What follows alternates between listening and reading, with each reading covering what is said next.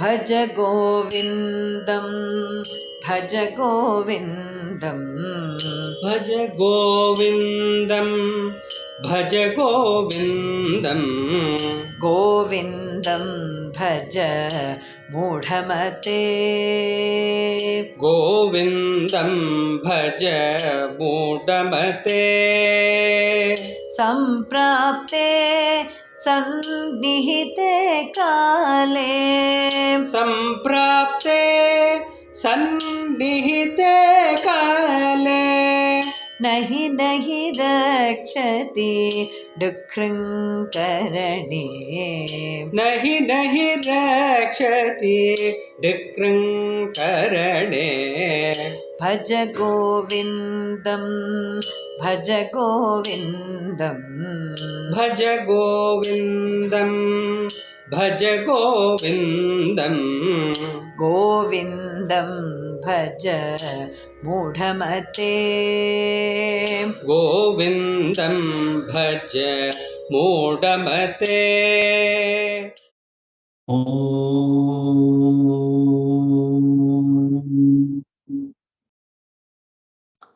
ಓಂ ಸಹನಾವವತು ಸಹನೌ ಭುನಕ್ತು ಸಹ ವೀರ್ಯಂ ಕರವಾವಹೈ ತೇಜಸ್ವಿನಾವಧೀತಮಸ್ತು ಮಾ ವಿದ್ವಿಷಾವಹೈ.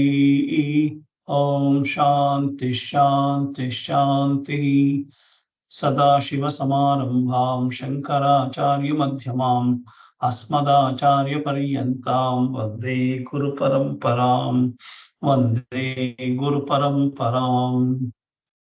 ಯಸ್ಯಾಂತಾನಾದಿಮಧ್ಯಂ ನ ಹಿ ಕರಚರಣಂ ನಾಮ ಗೋತ್ರಂ ನ ಸೂತ್ರಂ ನ ಜಾತಿರ್ನೈವ ವರ್ಣಾನುಭವತಿ ಪುರುಷೋ ನಾನುಪಂಸಂ ನ ಚ ಸ್ತ್ರೀನಾಕಾರಂ ನ ವಿಕಾರಂ ನ ಹಿ ಜನನ್ಮರಣಂ ನಾಸ್ತಿ ಪುಣ್ಯಂ ನ ಪಾಪಂ ನೋ ತತ್ವಂ ತತ್ವಮೇಕಂ ಸಹಜ ಸಮರಸಂ ಸದ್ಗುರುಂ ತ್ವಂ ನಮಾಮಿ ಸದ್ಗುರುಂ ತ್ವಂ ನಮಾಮಿ. ಸನಾತನ ಧರ್ಮ ಶಂಕರಾಚಾರ್ಯರು ಮತ್ತು ನನ್ನ ಎಲ್ಲ ಗುರುಗಳಿಗೂ ನಮಸ್ಕಾರ ಮಾಡ್ತಾ, ಇವತ್ತಿನ ಭಜ ಗೋವಿಂದಂ ನಾವು ಹಿಂದೆ ನೋಡಿದ 15 ಶ್ಲೋಕಗಳಿಂದ ಮುಂದಕ್ಕೆ ಬರ್ತಾ ಮುಂದಿನ ಶ್ಲೋಕಗಳನ್ನ ನೋಡ್ಕೊಂಡು ಹೋಗೋಣ. ಭಜ ಗೋವಿಂದಂ 8ನೇ ಶತಮಾನದಲ್ಲಿ ಶಂಕರಾಚಾರ್ಯರು ಬರೆದಿರುವಂತ ಒಂದು ಗ್ರಂಥ, ಒಂದು ಆತ್ಮಜ್ಞಾನದ ಬಗ್ಗೆ ತಿಳುವಳಿಕೆ ಹೇಳುವಂತ ಒಂದು ಪ್ರಕರಣ ಗ್ರಂಥಗಳು ಅಂತ ಹೇಳ್ತಾರೆ. ಗ್ರಂಥ ಅಂದ್ರೆ ದೊಡ್ಡ ಪುಸ್ತಕ ಆಗ್ಲೇಬೇಕು ಅಂತಿಲ್ಲ. ಒಂದು ಏಕಶ್ಲೋಕಿ ಅಂತ ಬರೆದಿದ್ದಾರೆ. ಒಂದೇ ಶ್ಲೋಕದಲ್ಲೇ ಎಲ್ಲ ಅಧ್ಯಾತ್ಮನೂ ಬರೆದಿದ್ದಾರೆ. ಆ ಏಕಶ್ಲೋಕಿ ಅನ್ನೋದು ಒಂದು ಪ್ರಕರಣ ಗ್ರಂಥ ಆಗುತ್ತೆ.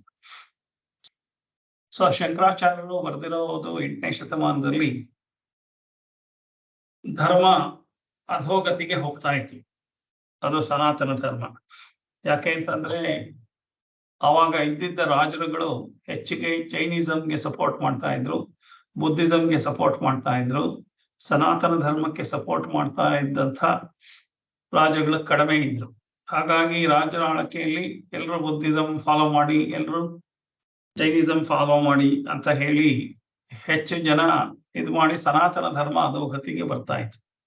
ಅಂತ ಸಮಯದಲ್ಲಿ ಶಂಕರಾಚಾರ್ಯರು ಈಶ್ವರನ ಅವತಾರ ಹುಟ್ಟಿ ಬಂದು ಸನಾತನ ಧರ್ಮನ ಪುನರುತ್ಥಾನ ಮಾಡಿದ್ರು.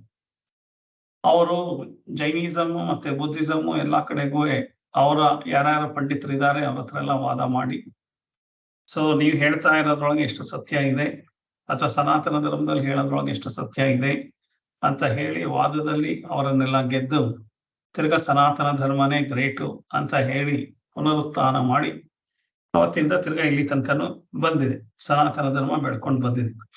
ಹಾಗೆ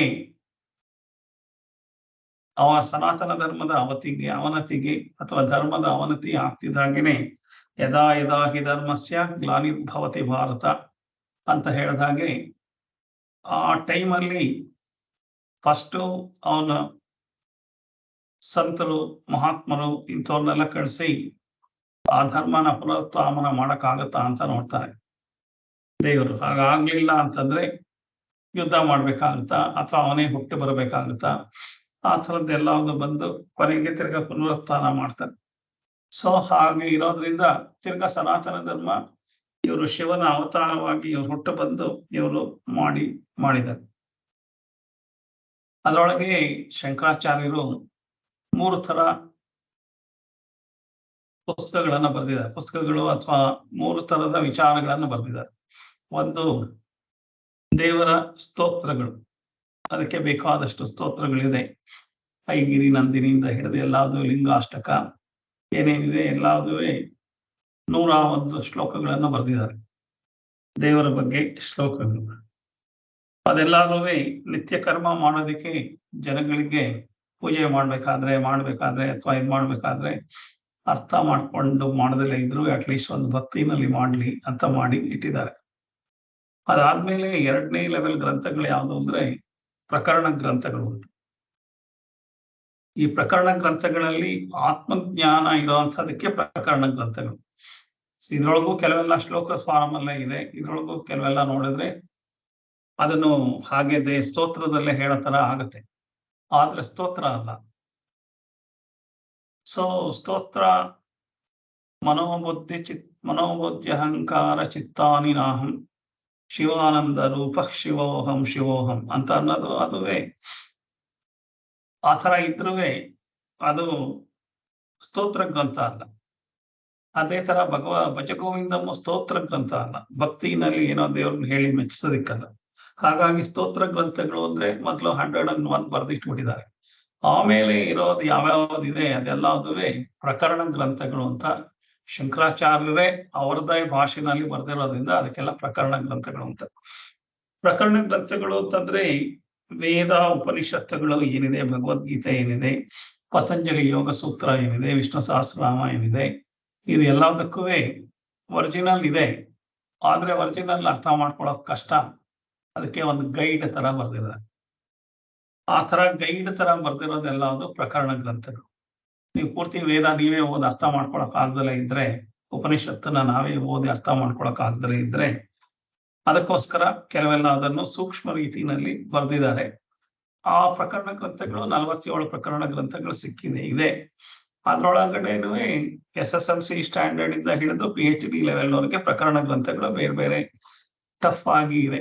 ತುಂಬಾನು ಹೈಯೆಸ್ಟ್ ನಾಲೆಡ್ಜ್ ಇರೋದು ಇದೆ, ಎಲಿಮೆಂಟರಿ ನಾಲೆಡ್ಜು ಇದೆ. ಹಾಗಾಗಿ ಸ್ತೋತ್ರ ಗ್ರಂಥಗಳೆಲ್ಲದುವೆ ನಾವೆಲ್ಲ ಪ್ರೈಮರಿ ಸ್ಕೂಲು ಅಂತಂದ್ರೆ ಈ ಪ್ರಕರಣ ಗ್ರಂಥಗಳಲ್ಲಿ ಕೆಲವೆಲ್ಲ SSLC ಲೆವೆಲ್ಲು, ಕೆಲವೆಲ್ಲ PUC ಲೆವೆಲ್ಲು, ಡಿಗ್ರಿ ಲೆವೆಲ್ಲು, ಕೆಲವೆಲ್ಲ ಮಾಸ್ಟರ್ ಡಿಗ್ರಿ, ಕೆಲವೆಲ್ಲ PhD ಲೆವೆಲ್ ತನಕನೂ ಪ್ರಕರಣ ಗ್ರಂಥಗಳಿದೆ.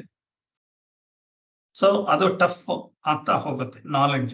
ಫಿಸಿಕ್ಸ್ ನಾವು 5ನೇ ಕ್ಲಾಸಿಂದ ಫಿಸಿಕ್ಸ್ ಓದ್ತೀವಿ. ಆದ್ರೆ ಅದೇ ಫಿಸಿಕ್ಸ್ 7ನೇ ಕ್ಲಾಸ್ 8ನೇ ಕ್ಲಾಸ್ ಆದ್ಮೇಲೆ ಓದ್ತೀವಿ, 10ನೇ ಕ್ಲಾಸಲ್ಲೂ ಓದ್ತೀವಿ, PUC ನಲ್ಲೂ ಓದ್ತೀವಿ, ಡಿಗ್ರಿನಲ್ಲೂ ಓದ್ತೀವಿ, ಮಾಸ್ಟರ್ ಡಿಗ್ರಿನಲ್ಲೂ ಓದ್ತೀವಿ, PhD ನಲ್ಲೂ ಓದ್ತೀವಿ. ಫಿಸಿಕ್ಸ್ ಅದೇ ಆದ್ರೂ ಅದ್ರೊಳಗಡೆ ಆಳವಾಗಿ ಹೋಗುವಂಥದ್ದು ಯಾವ್ದಿದೆ, ಆ ಯಾವುದೋ ಒಂದು ವಿಚಾರ ಹಿಡ್ಕೊಂಡು ಅದ್ರೊಳಗೆ ಆಳವಾಗಿ ಹೋಗೋದು ಹೇಗೆ ಫಿಸಿಕ್ಸ್ ಒಂದು ಸಬ್ಜೆಕ್ಟ್ ಅಲ್ಲಿ, ಮ್ಯಾಥಮೆಟಿಕ್ಸ್ ಅಲ್ಲೂ ಹಾಗೆ ಮಾಸ್ಟರ್ ಗ್ರಾಜುಯೇಟ್ ಆಗೋದು ಅಥವಾ PhD ಆಗೋದು ಅಂದ್ರೆ ಆ ಥರ. ಇವರು ಪ್ರಕರಣ ಗ್ರಂಥಗಳನ್ನ ಹಾಗೆ ಆಳವಾಗಿ ಕೂಡ ಬರೆದಿದ್ದಾರೆ. ಮೇಲ್ಮೇಲೆ ಕೂಡ SLC ಲೆವೆಲ್ಗೆ ಇರೋ ಥರದ್ದನ್ನು ಬರೆದಿದ್ದಾರೆ. ಸೊ ಹಾಗಾಗಿ ಕೆಲವೆಲ್ಲ ಅದುವೇ ಜನಗಳಿಗೆ ಅರ್ಥ ಆಗ್ಲಿ ಅಂತ ಕೆಲವನ್ನ ಈ ತರ ಬರೆದಿದ್ದಾರೆ. ಅದರೊಳಗೆ ಒಂದು ಭಜಗೋವಿಂದಂ ಅಂತ ಹೆಸರಿಟ್ಟು ಅವ್ರು ಬರೆದಿರ್ಲಿಲ್ಲ. ಅದನ್ನ ಮೋಹ ಮುದ್ಗರ ಅಂತ ಕರೀತಾರೆ. ಮೋಹ ಮುದ್ಗರ ಅಂತಂದ್ರೆ ಈ ಮನಸ್ಸಿಗೆ ನಾವು ಏನೇನೋ ತಪ್ಪು ಕಲ್ಪನೆಗಳನ್ನ ಮಾಡ್ಕೊಂಡು ಜೀವನ ಮಾಡ್ತಾ ಇದೀವಿ. ಆ ತಪ್ಪು ಕಲ್ಪನೆಗಳನ್ನ ಸರಿ ಇಲ್ಲ ಅಂತ ಅರ್ಥ ಮಾಡ್ಕೋಬೇಕಾದ್ರೆ ಬೇರೆಯವರು ಯಾರೋ ಹೇಳಿದ್ರು ಅರ್ಥ ಆಗೋದಿಲ್ಲ. ಅದಕ್ಕೆ ಶಂಕರಾಚಾರ್ಯರು ಮೋಹ ಅಂದ್ರೆ ನಮ್ಗಿರೋ ಭ್ರಾಂತಿ, ತಪ್ಪು ತಿಳುವಳಿಕೆಗಳು. ಸೊ ಭ್ರಾಂತಿ ಅಂದ್ರೆ ಮೋಹ. ಆ ಮೋಹನ ಅಜ್ಞಾನದಿಂದ ಮೋಹ ಇದೆ. ಅಜ್ಞಾನದಿಂದ ನಾವು ಅದನ್ನ ಎಷ್ಟೇ ಅಜ್ಞಾನ ಇನ್ನೂ ಸ್ವಲ್ಪ ವ್ಯಾವಹಾರಿಕ ಜ್ಞಾನಗಳೆಲ್ಲ ಪಡ್ಕೊಂಡ್ರೂ ಅದು ಅಜ್ಞಾನಕ್ಕೆ ಸಂಬಂಧಪಟ್ಟಿರೋದೇ ಆಗತ್ತೆ. ಹಾಗಾಗಿ ಜ್ಞಾನದ ಸುತ್ತಿಗೆನಲ್ಲಿ ಹೊಡೆದು ಆ ಭ್ರಾಂತಿನೆಲ್ಲ ಬಿಡಿಸೋದಿಕ್ಕೆ ಮುದ್ಗರ ಅಂದ್ರೆ ಸುತ್ತಿಗೆ, ಮೋಹ ಮುದ್ಗರ ಅಂದ್ರೆ ಜ್ಞಾನದ ಸುತ್ತಿಗೆನಲ್ಲಿ ಮೋಹನ ಬಿಡಿಸೋದಿಕ್ಕೆ ಹೇಳಿರುವಂತ ಇದು ಒಂದು ಪ್ರಕರಣ ಗ್ರಂಥ. ಇದನ್ನ ಭಜಗೋವಿಂದಂ ಅಂತ ಒಂದು ಪಲ್ಲವಿನಲ್ಲಿ ಇರೋದ್ರಿಂದ, ಭಜಗೋವಿಂದಂ ಅಂತ ಪಲ್ಲವಿ ಇರೋದ್ರಿಂದ ಎಲ್ಲರೂ ಹಾಡನ್ನ ಪಲ್ಲವಿ ಹೆಸರನ್ನೇ ಹೇಳೋದ್ರಿಂದ ಇದು ಭಜಗೋವಿಂದಂ ಅಂತಲೂ ಫೇಮಸ್ ಆಗಿದೆ. ಆದ್ರೆ ಒರಿಜಿನಲ್ ಆಗಿ ಇದಕ್ಕೆ ಇರೋ ಒರಿಜಿನಲ್ ಹೆಸರು ಮೋಹಮುದ್ಗರ ಅಂತ. ಭಜಗೋವಿಂದಂ 8ನೇ ಶತಮಾನದಲ್ಲಿ ಶಂಕರಾಚಾರ್ಯರು ಗಂಗಾ ನದಿ ಕಾಶಿ ಹತ್ರ ಹೋಗ್ತಾ ಇರ್ಬೇಕಾದ್ರೆ ಅವ್ರು ಎದ್ದು ಅವ್ರ ಶಿಷ್ಯರು 16 ಜನ ಇದ್ರು. ಅವ್ರ ಜೊತೆನಲ್ಲಿ ಹೋಗ್ಬೇಕಾದ್ರೆ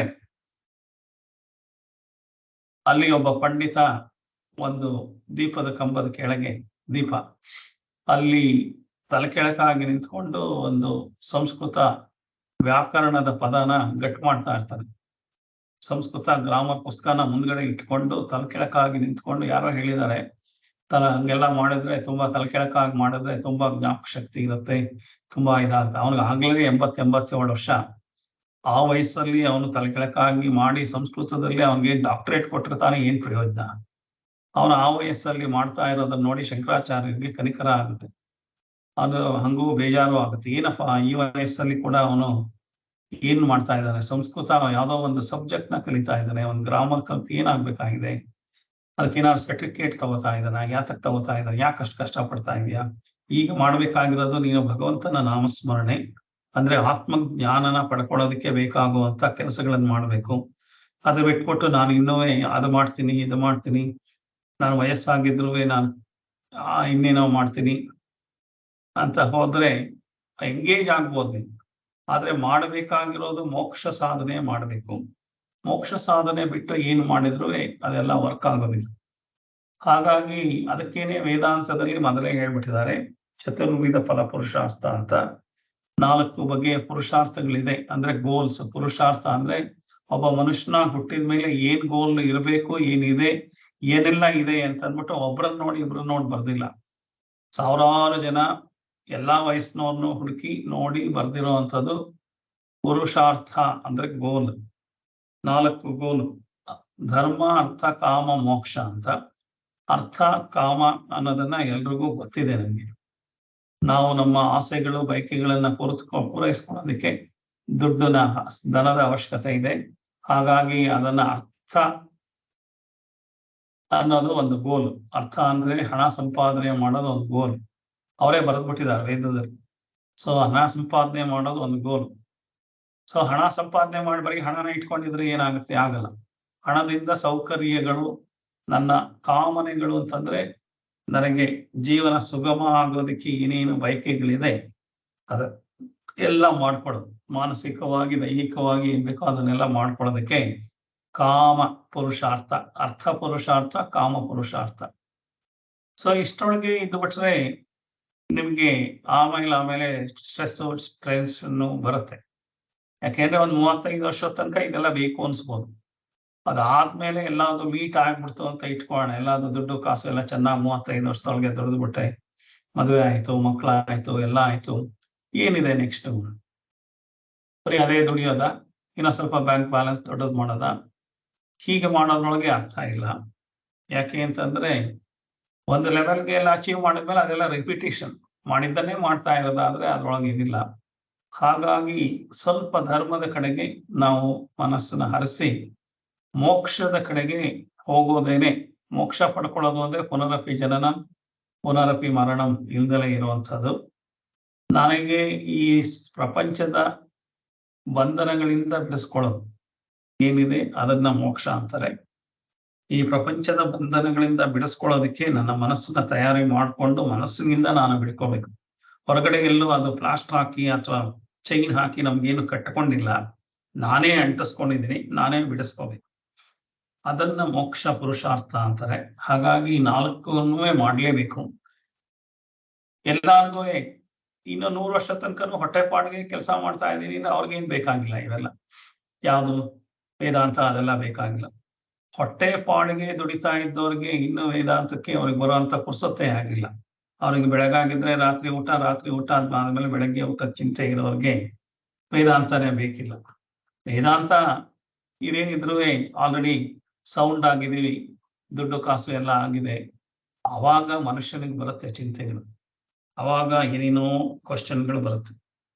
ಏನು ಲೈಫ್ಗೆ ಏನಾದ್ರು ಅರ್ಥ ಇದೆಯಾ?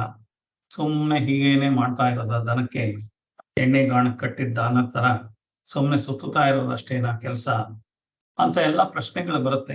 ಮನುಷ್ಯ ಹುಟ್ಟಿದ್ದು ಯಾತಕ್ಕೆ? ಮನುಷ್ಯನ ಗುರಿ ಏನು? ನಾನು ಯಾಕೆ ಹುಟ್ಟಿದೆ, ಏನ್ ಮಾಡಿದೆ, ಏನ್ ಮಾಡ್ಬೇಕು, ಇನ್ನು ಏನೋ ಬೋರ್ ಆಗ್ತಾ ಇದೆ, ಏನೋ ಖಾಲಿ ಖಾಲಿ ಅನ್ನಿಸ್ತಾ ಇದೆ ಅಂತ ಅನ್ಸತ್ತೆ. 35 ವರ್ಷ ಆಗ್ತಿದಾಗೇನೆ ಇಂಥ ಪ್ರಶ್ನೆಗಳು ಬರುತ್ತೆ.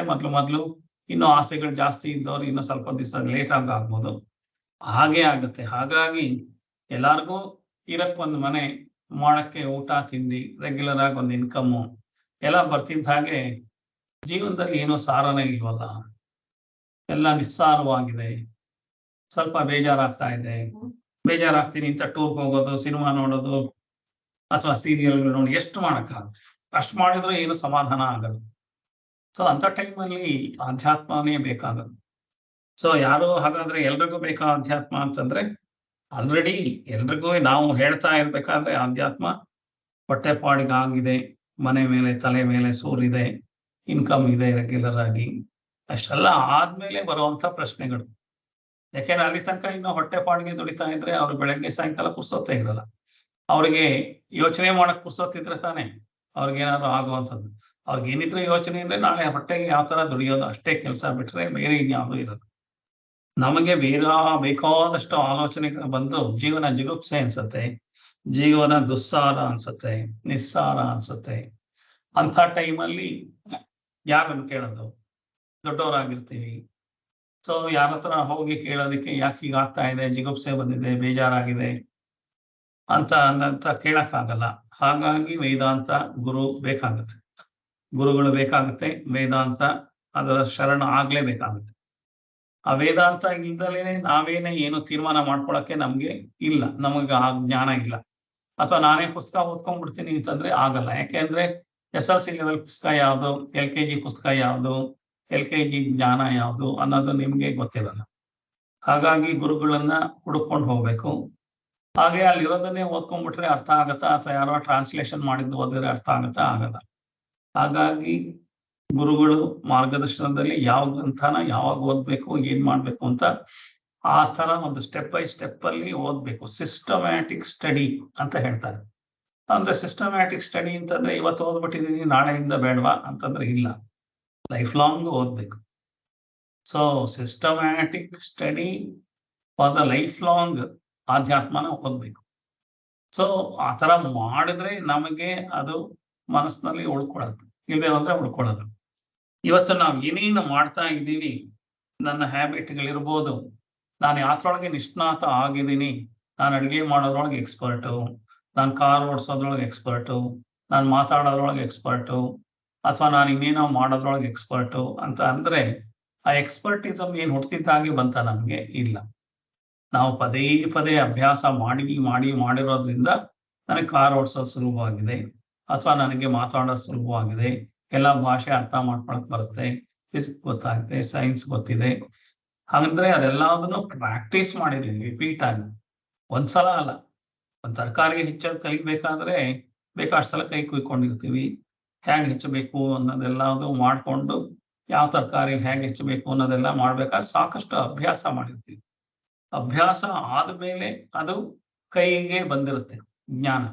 ತಲೆನಲ್ಲಿ ಮಾತ್ರ ಇದ್ರೆ ಸಾಲದು, ಕೈಗೆ ಕಾಲ್ಗೆ ಜ್ಞಾನ ಬಂದ್ಬಿಟ್ಟಿರ್ಬೇಕು. ಈಜು ಹೊಡೆಯೋದು ಕಲ್ತರೆ, ಈಜು ಹೊಡೆಯೋದು ಪುಸ್ತಕ ಓದ್ಬಿಟ್ರೆ ಹಾಗಾದ್ರೆ ಈಜು ಬರ್ಬೇಕಾಗಿತ್ತು. ಪುಸ್ತಕದಲ್ಲಿದ್ರೆ ಆಗ್ಲಿಲ್ಲ, ಮಸ್ತಕದಲ್ಲಿದ್ರು ಆಗ್ಲಿಲ್ಲ, ಬರೀ ತಲೆನಲ್ಲಿದ್ರು ಆಗ್ಲಿಲ್ಲ. ಬಾಡಿ ಮೈಂಡ್ ಕೋಆರ್ಡಿನೇಷನ್ ಮಾಡೋದಕ್ಕೆ ಬಾಡಿನಲ್ಲಿರೋ ಎಲ್ಲ ಅಂಗಗಳಿಗೆ ಆ ಜ್ಞಾನ ಟ್ರಾನ್ಸ್ಫರ್ ಆಗ್ಬೇಕು. ಅದಕ್ಕೋಸ್ಕರ ಅಭ್ಯಾಸ ಮಾಡ್ಬೇಕು. ಆ ಅಭ್ಯಾಸ ಮಾಡಿದಾಗ ನನಗೆ ಕೈಗೇನೆ ಚಾಕು, ಮಾತಾಡ್ತಾ ಇರ್ತೀನಿ, ಎಲ್ಲೋ ನೋಡ್ತಾ ಇರ್ತೀನಿ, ಆದ್ರೂ ಚಾಕುನಲ್ಲಿ ಹೆಚ್ಚುತ್ತಾ ಇರ್ತೀನಿ.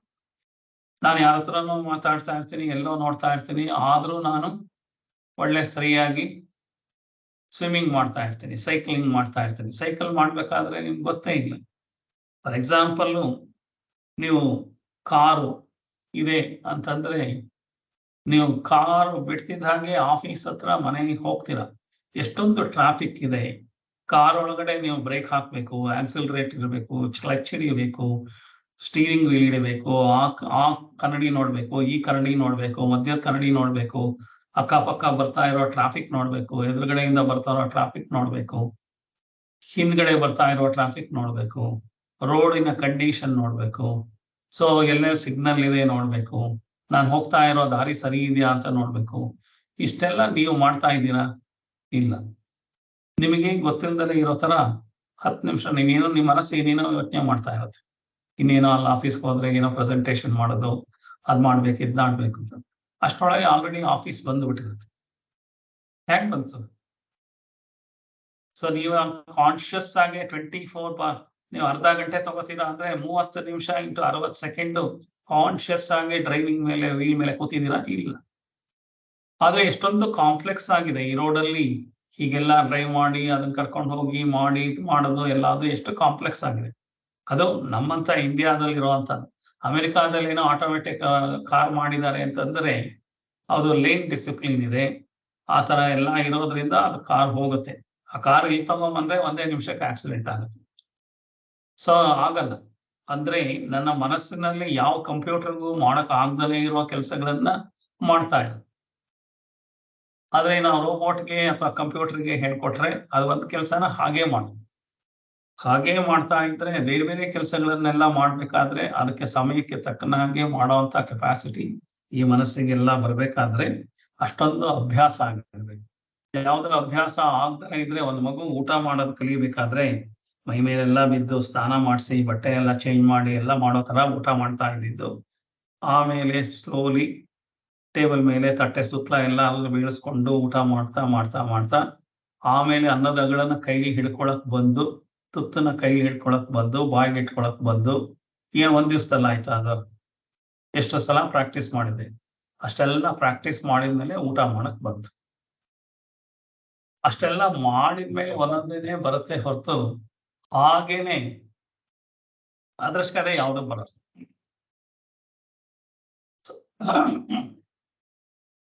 ಹಾಗಿರುವಾಗ ನಮ್ಗೆ ಒಂದೇ ದಿವಸಕ್ಕೆ ಬಂದ್ಬಿಡ್ಬೇಕು ವೇದಾಂತ ಅಂತಂದ್ರೆ ಬರಕ್ ಸಾಧ್ಯನಾ? ವೇದಾಂತನೂ ಒಂದು ಸಿಸ್ಟಮ್ಯಾಟಿಕ್ ಸ್ಟಡಿ. ಎಲ್ಲ ರಿಪೀಟೆಡ್ ಆಗಿ ಮಾಡ್ಬೇಕು. ಒಂದ್ ಮಾತಾಡ್ಬೇಕಾದ್ರೆ ಮಗು ಎಷ್ಟು ತೊದಲು ಮಾತಾಡಿ ಕಲ್ತ್ಕೊಂಡು ಆಮೇಲೆ ಮಾತಾಡುತ್ತೆ. ಒಂದು ನಿಂತ್ಕೋಬೇಕಾದ್ರೆ ಎಷ್ಟು ಕಷ್ಟ ಪಡುತ್ತೆ. ಒಂದು ಮುಂದಕ್ಕೆ ಹೋಗ್ಬೇಕಾದ್ರೆ ನಡ್ಕೊಂಡು ಎಷ್ಟೆಲ್ಲ ಪ್ರಾಕ್ಟೀಸ್ ಮಾಡುತ್ತೆ. ಎಷ್ಟೆಲ್ಲ ಸಮಾಜ ಸುತ್ತಲೂ ಇರೋರು ಸಹಾಯ ಮಾಡಿರ್ತಾರೆ. ಆ ತರದಿಂದ ಮುಂದೆ ಬರುತ್ತೆ. ಹಾಗಿರೋದ್ರಿಂದ ಯಾವ್ದಾದ್ರೂ ಬರುತ್ತೆ. ಅದೆಲ್ಲ ಅದು ಕೈಗೆ ಕಾಲ್ಗೆ ಮಜಲ್ ಮೆಮೊರಿ ಅಂತ ಹೇಳ್ತೀವಿ. ಆ ತರ ಮಜಲ್ ಮೆಮೊರಿನಲ್ಲಿ ಎಲ್ಲ ಇರೋದ್ರಿಂದ ಕಾರ್ನ ನಾವು ಆಟೋಮೆಟಿಕ್ ಆಗಿ ತಗೊಂಡೋಗಿ ಆಫೀಸ್ ಹತ್ರ ನಿಲ್ಲಿಸ್ತೀವಿ. ಆಫೀಸ್ ಬಿಟ್ಟ ಮೇಲೆ ನಮ್ಗೆ ಇಲ್ದಾರೆ ಇರೋ ತರ ಆಲ್ರೆಡಿ ಮನೆಗೆ ಬಂದ್ಬಿಟ್ಟಿರ್ತೀವಿ. ಎಷ್ಟೊಂದು ಟ್ರಾಫಿಕ್ ಇರ್ಬೋದು, ಎಷ್ಟೊಂದು ತೊಂದರೆಗಳಿರ್ಬೋದು, ಎಲ್ಲಾ ತೊಂದರೆಗಳನ್ನ ದಾಟ್ಕೊಂಡು ಅದರಷ್ಟು ಅದೇ ಆಟೋಮೆಟಿಕ್ ಆಗಿ ಬರುತ್ತೆ. ಅಂದ್ರೆ ಈ ತರ ಮನಸ್ಸಿಗೆ ಒಳಗಡೆ ಹೋಗಿ ನಾಟ್ಬೇಕು. ಆ ನಾಟದಾಗ ಆ ಜ್ಞಾನ ನಾಟದೇನಿದೆ ಆ ತರದ ಆಧ್ಯಾತ್ಮ ಜ್ಞಾನ ನಾಟದಾಗ ಒಳಗೆ ಅದು ಮೋಕ್ಷಕ್ಕೆ ನಮ್ಮನ್ನು ಕರ್ಕೊಂಡು ಹೋಗ್ಬೇಕು. ನನಗೆ ಮೇಲೆ ಗೊತ್ತಿದೆ ಅಂತಂದ್ರೆ ಗೊತ್ತಿದ್ರೆ ಆಗಲ್ಲ. ನನಗೆ ಮೈಸೂರು ಪಾಕ್ ಮಾಡೋದು ಹೇಗೆ ಅಂತ ಗೊತ್ತು, ಅಂದ್ರೆ ರೆಸಿಪಿ ಎಲ್ಲ ಗೊತ್ತು.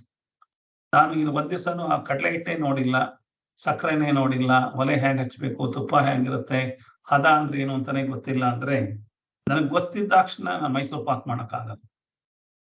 ಮೈಸೂರು ಪಾಕ್ 10 ಸಲ ಮಾಡಿ 2 ಸಲ ಕೆಟ್ಟೋಗಿ ಬೇರೆಯವ್ರ ಹತ್ರ ಎಲ್ಲ ಕೊಟ್ಟು ಅವರೆಲ್ಲ ಬೇಷ್ ಅಂದಾಗ ನಿಮಗೆ ಕಾನ್ಫಿಡೆನ್ಸ್ ಬರುತ್ತೆ.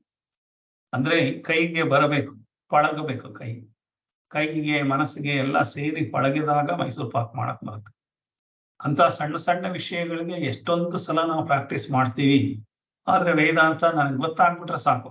ನನಗೆ ಗೊತ್ತು ವೈರಾಗ್ಯ ಅಂದ್ರೆ ಏನು, ವಿವೇಕ ಅಂದ್ರೆ ಏನು, ಶಮ ಅಂದ್ರೆ ಏನು, ದಮ ಅಂದ್ರೆ ಏನು, ಉಪರಮ, ತಿತಿಕ್ಷಾ, ಶ್ರದ್ಧಾ, ಸಮಾಧಾನ, ಇದೆಲ್ಲ ನಂಗೆ ಗೊತ್ತು. ಯಮ, ನಿಯಮ, ಆಸನ ಎಲ್ಲ ಗೊತ್ತು. ಪ್ರಾಣಾಯಾಮ, ಪ್ರತ್ಯಾಹಾರ, ಧಾರಣ, ಧ್ಯಾನ, ಸಮಾಧಿ ಎಲ್ಲ ಗೊತ್ತಿದೆ. ಗೊತ್ತಿದ್ರೆ ಆಗ್ಲಿ. ಕ್ರಿಕೆಟ್ ಆಡೋದು ನಂಗೆ ಚೆನ್ನಾಗಿ ಗೊತ್ತು ಅಂತಂದ್ರೆ ಒಂದ್ಸಲ ನಿಂತ್ಕೋಬೇಕು, ಹೋಗಿ ಬಾಲ್ನ ಫೇಸ್ ಮಾಡಿದಾಗ ಗೊತ್ತಾಗುತ್ತೆ. ಸುಮ್ಮನೆ ಕೂತ್ಕೊಂಡು ಮನೆಯಲ್ಲಿ ಟಿವಿ ನೋಡ್ತಾ ಸಚಿನ್ ತೆಂಡೂಲ್ಕರ್ ಸರಿಯಾಗಿ ಆಡ್ಲಿಲ್ಲ, ಇವನ್ ಸರಿಯಾಗಿ ಆಡ್ಲಿಲ್ಲ ಅಂತಂದ್ರೆ ನನ್ನ ಮನಸ್ಸು ಹೋದಾಗೆಲ್ಲ ಮಾತಾಡ್ತಾ ಇದೆ. ಬರೀ ಕೂತ್ಕೊಂಡು ಓದ್ಬಿಟ್ಟು ಮಾಡ್ಬಿಟ್ರೆ ಬರುವಂತಹದ್ದಲ್ಲ ಜ್ಞಾನ, ಯಾವುದೇ ಜ್ಞಾನ. ಅಂತದ್ರೊಳಗೆ ವೇದಾಂತ ಜ್ಞಾನನು ಹಾಗೇನೆ. ನನಗೆ ಅದು ಗೊತ್ತಿದೆ, ಇದು ಗೊತ್ತಿದೆ ಅಂದ್ರೆ ಗೊತ್ತಿದ್ರೆ ಗೊತ್ತಿರೋದ್ರಿಂದ ನಾನು ಮುಂದುವರಿಯಕ್ ಸಾಧ್ಯ ಇಲ್ಲ. ಅದು ನನಗೆ ಕರಗತ ಆಗ್ಬೇಕು, ಮನೋಗತ ಆಗ್ಬೇಕು, ದೇಹಗತ ಆಗ್ಬೇಕು. ಆದಾಗ ಮಾತ್ರ ನನ್ನನ್ನ ಸರಿಯಾದ ದಾರಿಗೆ ಅದೇ ಕರ್ಕೊಂಡು ಹೋಗ್ಬೇಕು.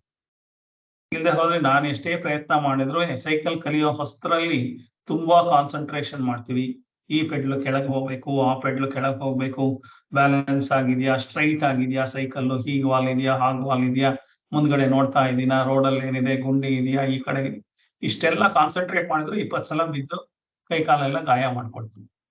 ಯಾಕೆ ಅಂತಂದ್ರೆ ನನ್ನ ಅಟೆನ್ಷನ್ ಜಾಸ್ತಿ ಆದ್ರೂ ತಪ್ಪು ಮಾಡೋದು ಜಾಸ್ತಿ. ಓವರ್ ಕಾನ್ಶಿಯಸ್ನೆಸ್ ಆಗಿ ನಾನು ಯಾವ ಕೆಲಸ ಮಾಡಿದ್ರು ತಪ್ಪಾಗುತ್ತೆ. ಕಾನ್ಶಿಯಸ್ನೆಸ್ ಇರಬೇಕು, ಆದ್ರೆ ಕಾನ್ಶಿಯಸ್ನೆಸ್ ಎಲ್ಲ ದೇಹಗತ ಆಗ್ಬೇಕು, ಕರಗತ ಆಗ್ಬೇಕು, ಮನೋಗತ ಆಗ್ಬೇಕು. ಅವಾಗ ಕೆಲಸ ಮಾಡಕ್ಕಾಗತ್ತೆ. ಮೊದಲನೇ ದಿವಸ ನಾನು ಭರತನಾಟ್ಯ ಕಲಿಯಕ್ಕೆ ಹೋಗ್ತಾ ಇದ್ದೀನಿ ಅಂತಂದ್ರೆ ಹೀಗಂದು ಕುತ್ತಿಗೆ ಹೀಗನ್ನೋ ಹೊತ್ತಿಗೆ ಸಾಯಂಕಾಲದ ಹೊತ್ತಿಗೆ ನೋವು ಬಂದು ಆಸ್ಪತ್ರೆಗೆ ಹೋಗಿ ಡಾಕ್ಟರ್ ಹತ್ರ ಎಲ್ಲ ಮಾಡಿಸ್ಕೊಳ್ಳೋದು. ಆದ್ರೆ ಅದೇ ಅಭ್ಯಾಸ ಆದ್ಮೇಲೆ ಕೈ ಹೀಗ್ ಕುತ್ತಿಗೆ ಹೀಗ್ ತಿರುಗ್ಬೇಕು, ಕೈ ಹೀಗ್ ಹೋಗ್ಬೇಕು ಅಂದ್ರೆ ಅದೆಲ್ಲ ಅದರಷ್ಟೇ ಆಗ್ತಾ ಇರುತ್ತೆ. ಅವ್ರು ಯೋಚನೆ ಮಾಡೋ ಕೆಪಾಸಿಟಿನಲ್ಲೇ ಇಲ್ಲ. ಅಷ್ಟೊಂದನ್ನ ಹೇಳ್ಕೊಟ್ಬಿಟ್ಟಿರುತ್ತೆ ಮನಸ್ಸಿಗೆ. ಪ್ರಾಕ್ಟೀಸ್ ಮಾಡಿ ಮಾಡಿ ಆಗಿ ಬರುತ್ತೆ. ಸೊ ಪ್ರಾಕ್ಟೀಸ್ ಇಲ್ದಲೇ ಯಾವುದೂ ಆಗೋದಿಲ್ಲ. Practice makes A man perfect ಅಂತಾರಲ್ಲ ಹಾಗೆ. ಸೊ ಪರ್ಫೆಕ್ಷನ್ ಇಂದನೂ ನಾವು ಎಕ್ಸಲೆನ್ಸಿಗೆ ಹೋಗ್ಬೇಕು. ಪರ್ಫೆಕ್ಷನ್ ಅಂತಂದ್ರೆ ಈಗ ಆಯ್ತು ನಿಂತು ಬಿಟ್ರೆ ಆಗೋಯ್ತಾ ಅಂತಂದ್ರೆ ಇಲ್ಲ. ಅಲ್ಲಿಂದ ಮುಂದಕ್ಕೆ ಇನ್ನೂ ಸೂಕ್ಷ್ಮತೆಗಳು ಬೇಕಾದಷ್ಟು ಇರುತ್ತೆ. ಅದನ್ನ ಮಾಡೋದನ್ನ ಕಲಿಯೋದಿದೆಯಲ್ಲ ಎಲ್ಲಾ ಕಡೆಯಿಂದನೂ, ಅದನ್ನ ಎಕ್ಸಲೆನ್ಸ್ ಅಂತ ಹೇಳ್ತಾರೆ. ಸೊ ಕರಗತ ಮಾಡ್ಕೊಳ್ಳೋ ಹಾಗೆ ನಾವು ಮಾಡ್ಬೇಕು. ಸೊ ಹಾಗೆ ಇಷ್ಟು ಬೇಸಿಕ್ ಆಗಿ ನಿಮ್ಗೆ ಪ್ರತಿ ಸಲ ಯಾಕೆ ಮಾಡೋದು ಅಂತಂದ್ರೆ ಅದಕ್ಕೋಸ್ಕರ ವೇದಾಂತದಲ್ಲಿ ಏನ್ ಹೇಳಿದ್ದಾರೆ, ಶ್ರವಣ ಕೇಳಿಸ್ಕೊಳ್ತಾನೆ ಇರ್ಬೇಕು. ಮೇಲಿಂದ ಮೇಲೆ ಅದೇ ವಿಚಾರನ ಕೇಳಿಸ್ಕೊತಾ ಇರ್ಬೇಕು. ಅವಾಗ ಒಳಗಡೆ ಹೋಗುತ್ತದು. ಒಂದು ಮಳೆ ಹೊಡೆಯಬೇಕಾದ್ರೆ ಸುಮ್ಮನೆ ಒಂದೇ ಹೊಡೆದ್ಬಿಟ್ರೆ ಮಳೆ ಒಳಗಡೆ ಹೋಗಲ್ಲ. ಕರೆಕ್ಟ್ ಆಗಿ ಸಲೆ ಮೇಲೇನೆ ಅದೇ ಜಾಗದಲ್ಲೇ ಹೊಡೆದ್ರೆ ಒಳಗಡೆ ಹೋಗುತ್ತೆ. ಎಷ್ಟುದ್ದ ಮಳೆ ಒಳಗೆ ಹೋಗ್ಬೇಕಾದ್ರೆ. ಸೊ ಹಾಗೆ ಒಂದು ಜ್ಞಾನ ಒಳಗಡೆ ಹೋಗ್ಬೇಕಾದ್ರೆ ಅದೇ ತರ ಕೇಳಿಸಿ ಅದೇ ಸಬ್ಜೆಕ್ಟ್. ಇವತ್ತು ನಾನು ಹೇಳ್ತೀನಿ, ನಾಳೆ ಇನ್ನೊಬ್ರು ಹೇಳ್ತಾರೆ, ಇನ್ನೊಬ್ರ ಹತ್ರ ಕೇಳಿದ್ರೆ ಆಗಲ್ಲ. ಹಾಗಾಗಿ ಒಂದೇ ತರ ಒಬ್ಬರೇ ಗುರುಗಳು ಯಾರು ಆಗ್ಬೋದು, ಆ ಒಬ್ಬರೇ ಗುರುಗಳ ಮಾತನ್ನ ಕೇಳ್ಬೇಕು. ಬೇರೆ ಬೇರೆ ಗುರುಗಳ ಮಾತನ್ನ ಕೇಳಿದಾಗ ಏನಾಗುತ್ತೆ, ಟಿವಿ ವಿಡಿಯೋದಲ್ಲಿ ಇದೆ, ಯೂಟ್ಯೂಬ್ ಅಲ್ಲಿ ಇದೆ ಅಂತ ಅಂದಾಗ ಏನಾಗುತ್ತೆ, ಅವ್ರು ಹೇಳೋ ಶೈಲಿ, ಅವ್ರದ್ದು ಲ್ಯಾಂಗ್ವೇಜು, ನೀವು ಒಂದು ಲ್ಯಾಂಗ್ವೇಜ್ ತಿರ್ಗಾ ಅವ್ರು ಹೇಳೋ ಭಾಷೆಗೆ ಅರ್ಥ ಆಗ್ಬೇಕಾದ್ರೆ ತಿರ್ಗಾ ಟೈಮ್ ಮನಸ್ಸಿಗೆ ಗೊಂದಲ ಆಗುತ್ತೆ, ತಲೆ ಬಿಸಿ ಆಗುತ್ತೆ. ಹಾಗಾಗಿ ಜ್ಞಾನ ಒಳಗಡೆ ಹೋಗಲ್ಲ. ಅದಕ್ಕೆ ಒಂದೇ ತರ ಮಾಡ್ಬೇಕು, ಒಂದೇ ತರ ಕೇಳಬೇಕು, ಒಂದೇ ತರ ಸಬ್ಜೆಕ್ಟ್ಗಳನ್ನ ಒಂದೇ ತರ ಗುರುಗಳು ಒಂದೇ ತರ ಹೇಳ್ತಾ ಇರೋಂಥವ್ರೊಳಗ ಹತ್ರ ಮನಸ್ಸಿಗೆ ಅಡ್ಜಸ್ಟ್ ಆಗಿರುತ್ತೆ. ಅವಾಗ ಒಳಗಡೆ ಹೋಗುತ್ತೆ ಜ್ಞಾನ. 20 ಜನ ಗುರುಗಳ ಹತ್ರ ನಾನು ಹೋಗ್ತೀನಿ ಅಂತಂದ್ರೆ ಅದು ನನ್ನ ಮನಸ್ಸಿನ ಅಸಮಾಧಾನ ತೋರ್ಸುತ್ತೆ ಅಷ್ಟೇ ಹೊರತು, ಸರಿಯಾದ ಗುರುಗಳನ್ನ ಹುಡುಕಿ ಅಲ್ಲಿಗೆ ಹಿಡ್ಕೊಂಡ್ಬಿಟ್ಟು ಅವ್ರು ಹೇಳೋದನ್ನೇ ಕೇಳ್ತಾ ಹೋದ್ರೆ ನಿಮ್ಗೆ ಗೊತ್ತಿಲ್ದಲೇನೆ ಒಳಗಡೆ ಹೋಗಿರುತ್ತದೆ ಜ್ಞಾನ. ನೀವು ಹೋಗಿ ಒಳಗಡೆ ಅಂತ ಬಾಗಿಲು ತೆಕ್ಕೊಂಡಿದ್ರು ಆಗಲ್ಲ, ಗೊತ್ತಿಲ್ದಲೇ ಇದ್ದರೆ ಹೋಗುತ್ತೆ ಒಳಗಡೆ. ಹಾಗಾಗಿ ಶ್ರವಣ ಮನನ ನಿಧಿಧ್ಯಾಸನ ಅಂತ ಹೇಳಿದ್ದಾರೆ. ಇದು ಬಹಳ ಮಾಡ್ಲೇಬೇಕು. ಶ್ರವಣ ಮನನ ನಿಧಿಧ್ಯಾಸನ ಮಾಡಬೇಕು. ಅದನ್ನ ಸಿಸ್ಟಮ್ಯಾಟಿಕ್ ಆಗಿ ಮಾಡಬೇಕು. ಫಾರ್ ಎ ಲಾಂಗ್ ಟೈಮ್ ಮಾಡಬೇಕು. ಫ್ರಮ್ ಎ ಲರ್ನೆಡ್ ಗುರು ಮಾಡಬೇಕು. ಸೊ ಅದೇ ಟೈಮ್ಗಳಲ್ಲೇನೆ ಮಾಡ್ಬೇಕು. ಇವತ್ತು ಮಾಡದೆ ಇನ್ನೊಂದು ತಿಂಗಳಾದ್ಮೇಲೆ ಮಾಡಲ್ಲ ಅಂತಂದ್ರೂ ವರ್ಕ್ ಆಗಲ್ಲ. ಸೊ ಹಾಗಾಗಿ ಡೈಲಿ ಒಂದು ಸ್ಮಾಲ್ ಡೋಸ್ ಬೇಕು. ಸೊ ಊಟನ ನಾವು ಯಾವತ್ತೋ ಒಂದ್ ದಿವಸ ಮಾಡ್ಬಿಟ್ಟು ಒಂದ್ ತಿಂಗಳಿಗೆ ಒಂದ್ಸಲ, ಹಾಗಾದ್ರೆ ನಂಗೆ ಶಕ್ತಿ ಇರ್ಬೇಕು ಡೈಲಿ ಅಂದ್ರೆ ಆಗಲ್ಲ. ಡೈಲಿ 4 ಸಲ ಊಟ ಮಾಡ್ತೀವಿ ಅಂತಂದ್ರೆ 4 ಸಲ ಖಾಲಿ ಆಗುತ್ತದೆ. ಹಾಗೆ ಬುದ್ಧಿನಲ್ಲೂ ಅಲ್ಲಿ ಇಟ್ಟಿದ್ದು ಆಲ್ರೆಡಿ ಮರ್ತು ಹೋಗುತ್ತೆ. ಅದೇ ಗುಂಗಲ್ಲಿ ಬರ್ಬೇಕು. ಅದೇ ಗುಂಗಲ್ಲಿ ಬರ್ತಿದ್ದ ಹಾಗೇನೆ ಎಕ್ಸಾಮಿನೇಷನ್ ಟೈಮಲ್ಲಿ ಹುಡುಗರಿಗೆ ಡಿಸ್ಟರ್ಬ್ ಮಾಡಬಾರ್ದು, ಅವ್ರಿಗೆ ಟಿವಿ ತೋರಿಸ್ಬಾರ್ದು, ಅದ್ ಮಾಡಬಾರ್ದು, ಅಥವಾ ಇನ್ನೆಲ್ಲೋ ಮದುವೆ ಮನೆ ಕರ್ಕೊಂಡು ಹೋಗ್ಬಾರ್ದು, ಇನ್ನೆಲ್ಲೋ ಟೂರಿಗೆ ಕರ್ಕೊಂಡ್ ಬರ್ಬಾರ್ದು ಅಂದ್ರೆ ಅವ್ರ ಮನಸ್ಸು ಏಕಾಗ್ರತೆಯಲ್ಲಿ ಅದೇ ಸಬ್ಜೆಕ್ಟ್ಗಳನ್ನ ಸರಿಯಾಗಿ ಫೈಲ್ಗಳನ್ನ ಅರೇಂಜ್ ಮಾಡ್ಕೋತಾ ಇರುತ್ತೆ ಮೈಂಡಲ್ಲಿ. ಅದ್ರ ಮಧ್ಯೆ ನೀವು ಒಂದು 4-5 ಫೈಲ್ಗಳು ಮಂಟ್ರು ಇಷ್ಟರು ಅವ್ರದ್ದು ಮದುವೆ ಮನೆ, ಈ ಮದುವೆ ಮನೆ, ಅದು ಇದು ಅಂತ ಎಲ್ಲ ಮಾಡಿದ್ರೆ ಅದೆಲ್ಲ ಫೈಲ್ಗಳು ಅದ್ರ ಜೊತೆ ಮಿಕ್ಸ್ ಆಗಿ ಓದಿದ್ದೆಲ್ಲ ಅದು ಹಿಂದೆ ಮುಂದೆ ಆಗ್ತದೆ. ಹಾಗಾಗಿ ಅದಕ್ಕೋಸ್ಕರ ಏಕಾಗ್ರತೆಗೋಸ್ಕರ ಶ್ರವಣ ಮನನ ನಿಧಿಧ್ಯಾಸನ ಮಾಡ್ಬೇಕು. ಮಾಡೋದ್ರಿಂದ ಒಳಗಡೆ ಹೋಗುತ್ತೆ. ಏನು ಅದಕ್ಕೆ ಯಾಕೆ ಸ್ಕೂಲ್ಗೆ ಹೋಗ್ಬೇಕು ಅಂತಂದ್ರೆ, ಸ್ಕೂಲ್ಗೆ ಹೋಗದಲ್ಲೇನೆ ಯಾವುದನ್ನು ಓದಿಲ್ಲ. LKG ಇಂದ ಹೋಗಿ 25 ವರ್ಷ ಆದ್ಮೇಲೆ 1 ಡಿಗ್ರಿ ಸರ್ಟಿಫಿಕೇಟ್ ಬಂದಿದೆ. 25 ವರ್ಷದ ಜೀವನಾನ 24 ಗಂಟೆನೂ ಅದಕ್ಕೆ ಮುಡುಪಾಗಿಟ್ಟು ಓದಿ ಒಂದು ಸರ್ಟಿಫಿಕೇಟ್ ಗಳಿಸಿದ್ದೀನಿ. ದುಡ್ಡು ಕಾಸು ಎಲ್ಲ ಖರ್ಚು ಮಾಡಿ. ಆಧ್ಯಾತ್ಮ ನಾನು ಸುಲಭ ಬರಬೇಕು, ಏನಿದೆ ಆಧ್ಯಾತ್ಮದಲ್ಲಿ ಅಂತ ಅನ್ಕೊಂಡ್ರೆ ಅದಕ್ಕೆ ಗೌರವ ಕೊಡ್ತಾ ಇಲ್ಲ ನಾನು, ಶ್ರದ್ಧೆ ಕೊಡ್ತಾ ಇಲ್ಲ. ಶ್ರದ್ಧೆನೂ ಬಹಳ ಇಂಪಾರ್ಟೆಂಟ್. ಗುರು ಶಾಸ್ತ್ರದ ಮೇಲೆ ಶ್ರದ್ಧೆ ಇದ್ರೆ ಮಾತ್ರ ಬರುತ್ತೆ, ಇದಾದ್ರೆ ಬರ. ಸೊ ಅಂತ ಹೇಳಿ ಇವರು ಭಜಗೋವಿಂದಂ ಬರ್ದಿರೋದು ಈ ಮೋಹ ಮುದ್ಗರ ಅಂತಂದ್ರೆ ನನಗಿರೋ ಭ್ರಾಂತಿನ ಬಿಡಿಸೋದಕ್ಕೆ ಇರೋಂತ ಒಂದು ಗ್ರಂಥ. ಈ ಗ್ರಂಥಕ್ಕೆ ನಾನು ಶ್ರದ್ಧೆಯಿಂದ ನೋಡ್ಬೇಕೆ ಹೊರತು ಏನೋ ಮೇಲ್ಮೇಲೆ ಹೇಳಿದ್ದಾರೆ ಅಂತ ಅನ್ಕೊಂಡು ಕೇಳಿಸ್ಕೊಂಬಿಟ್ಟು ಈ ಕಡೆ ಕಿವಿಯಿಂದ ಆ ಕಡೆ ಕಿವಿ ಬಿಟ್ಟು ಬಿಟ್ರೆ ನನ್ನ ಪರ್ಸನಾಲಿಟಿ ಯಾವುದು ಚೇಂಜ್ ಆಗಲ್ಲ. ಪರ್ಸನಾಲಿಟಿ ಚೇಂಜ್ ಆಗ್ಬೇಕಾದ್ರೆ ನಾನು ಇದನ್ನ ಆಳವಾಗಿ ಮೇಲಿಂದ ಮೇಲೆ ಆಲೋಚನೆಗೆ ತರಬೇಕು. ಆಲೋಚನೆಗೆ ತಂದು ಇದ್ರ ಜೊತೆಯಲ್ಲೇ ಇದೇ ಗುಂಗಲ್ಲೇ ಇರಬೇಕು. ಗುಂಗಲ್ಲಿದ್ದಾಗ ನನ್ನ ಪರ್ಸನಾಲಿಟಿ ಚೇಂಜ್ ಆಗುತ್ತೆ. ನಾನೇ ಇದ್ದಕ್ಕಿದ್ದ ಹಾಗೆ ಗೊತ್ತೇ ಇಲ್ಲ, ಒಂದು ವರ್ಷದಲ್ಲಿ ಮಾಡಿಫಿಕೇಶನ್ ಆಗ್ಬಿಟ್ಟಿರುತ್ತೆ ನಾನು. ಹಾಗೆ 2-3 ವರ್ಷ ಕೇಳ್ತಾ ನಾನು 3 ವರ್ಷದ ಕೆಳಗಿದ್ದ ಪರ್ಸನಾಲಿಟಿ 50 ವರ್ಷ ಬದುಕಿದ್ರು, 60 ವರ್ಷ ಆಗಿದ್ರು, 60 ವರ್ಷದಲ್ಲಿ ಏನು ಪರ್ಸನಾಲಿಟಿ ಇತ್ತೋ ಅದೆಲ್ಲದು ಮಾಡಿಫೈ ಆಗ್ಬಿಡುತ್ತೆ. ಒಂದು 3 ವರ್ಷದಲ್ಲಿ ನಾನು ಹೀಗಿದ್ನ ಮುಂಚೆ ಅಂತ ನಾನೇ ಪ್ರಶ್ನೆ ಮಾಡ್ಕೊಳ್ಳೋ ಲೆವೆಲ್ಗೆ ಹೋಗುತ್ತೆ. ನಾನು ಇಷ್ಟು ವರ್ಷ ಪ್ರಯತ್ನ ಮಾಡಿದ್ರು, ಯಾವ್ಯಾವ ಯೂನಿವರ್ಸಿಟಿ ಹೋದ್ರು ಮಾಡ್ಕೊಳಕ್ ಆಗ್ದಲೇ ಇರೋದು ಕಂಟಿನ್ಯೂಸ್ ಆಗಿ ಈ ಸತ್ಸಂಗದಲ್ಲಿ ಇದ್ದಾಗ ನಾನು ಮಾಡಿಫೈ ಆಗೋದಕ್ಕೆ ನನಗೆ ಗೊತ್ತಿಲ್ಲದಲೇನೆ ನಾನು ಮಾಡಿಫೈ ಆಗ್ತೀನಿ. ಅಷ್ಟು ಪವರ್ಫುಲ್ ಆಗಿದೆ ವೇದಾಂತದ ಜ್ಞಾನ. ಹಾಗೆ ನಮ್ಮನ್ನ ಚೇಂಜ್ ಮಾಡೋ ಕೆಪಾಸಿಟಿ ಇದೆ. ಹಾಗೆ ಶ್ರದ್ಧಾ ಭಕ್ತಿನೂ ಬೇಕು. ಗುರು ಶಾಸ್ತ್ರದ ಮೇಲೆ ಶ್ರದ್ಧಾ ಭಕ್ತಿ ಇದ್ರೆ ಮಾತ್ರ ಬರುತ್ತೆ, ಇಲ್ಲಂದ್ರೆ ಬರಲ್ಲ ಅಂತ ಹೇಳಿ ಇವತ್ತು ಭಜಗೋವಿಂದಂನ ಶುರು ಮಾಡೋಣ. ಇವತ್ತಿನ ಇದನ್ನ ನಾವು 15 ಶ್ಲೋಕಗಳನ್ನು ನೋಡಿದೀವಿ. ಅದರೊಳಗೆ 12 ಶ್ಲೋಕಗಳನ್ನು ಮಾತ್ರ ಶಂಕರಾಚಾರ್ಯರು ಬರೆದಿದ್ದಾರೆ. ಒಂದು ಪಲ್ಲವಿ ಇದ್ದಿದ್ರಿಂದ ಅದು ಸೇರಿ 13 ಶ್ಲೋಕಗಳು. ಅಲ್ಲಿಂದ ಮುಂದಕ್ಕೆ ಇರೋ ಎಲ್ಲಾ ಶ್ಲೋಕಗಳು 33 ಶ್ಲೋಕದ ತನಕ ಅವರ ಶಿಷ್ಯಂದ್ರಗಳು ಬರೆದಿರೋದು. ಆಲ್ರೆಡಿ ನಾವು 15 ಶ್ಲೋಕ ನೋಡಿದೀವಿ. ಇವತ್ತು 16ನೇ ಶ್ಲೋಕ ನೋಡೋಣ. ನಮ್ ಜೊತೆ ವಸುಂಧರಾ ಮೂರ್ತಿ ಅಂತ ಇದ್ದಾರೆ. ಅವರು ಇದನ್ನ ಶ್ಲೋಕಗಳನ್ನ ಗಾಯನ ಮಾಡ್ತಾರೆ, ವಾಚನ ಮಾಡ್ತಾರೆ. ಸೊ ಭಜಗೋವಿಂದಂ ಹೇಳ್ಬಿಟ್ಟು 16ನೇ ಶ್ಲೋಕ ಹೇಳಿಮ್ಮ ವಸುಂಧರಾ. ಆನ್ ಮಾಡ್ಕೊಳ್ಳಿ. ನಮಸ್ತೆ ಸರ್. ನಮಸ್ತೆ. ಭಜ ಗೋವಿಂದಂ ಭಜ ಗೋವಿಂದಂ ಗೋವಿಂದಂ ಭಜ ಮೂಢಮತೆ ಅಂಗಂ ಗಲಿತಂ ಫಲಿತಂ ಮುಂಡಂ ದಶನ ವಿಹೀನಂ ಜಾತಂ ತುಂಡಂ ಅಂಗಂ ಗಲಿತಂ ಫಲಿತಂ ಮುಂಡಂ ದಶನ ವಿಹೀನಂ ಜಾತಂ ತುಂಡಂ ವೃದ್ಧೋ ಯಾತಿ ಗೃಹೀತ್ವಾ ದಂಡಂ ತದಪಿ ನ ಮುಂಚತ್ಯಾಶಾ ಪಿಂಡಂ ಭಜ ಗೋವಿಂದಂ ಭಜ ಗೋವಿಂದಂ ಗೋವಿಂದಂ ಭಜ ಮೂಢಮತೆ. ಹರಿ ಓಂ.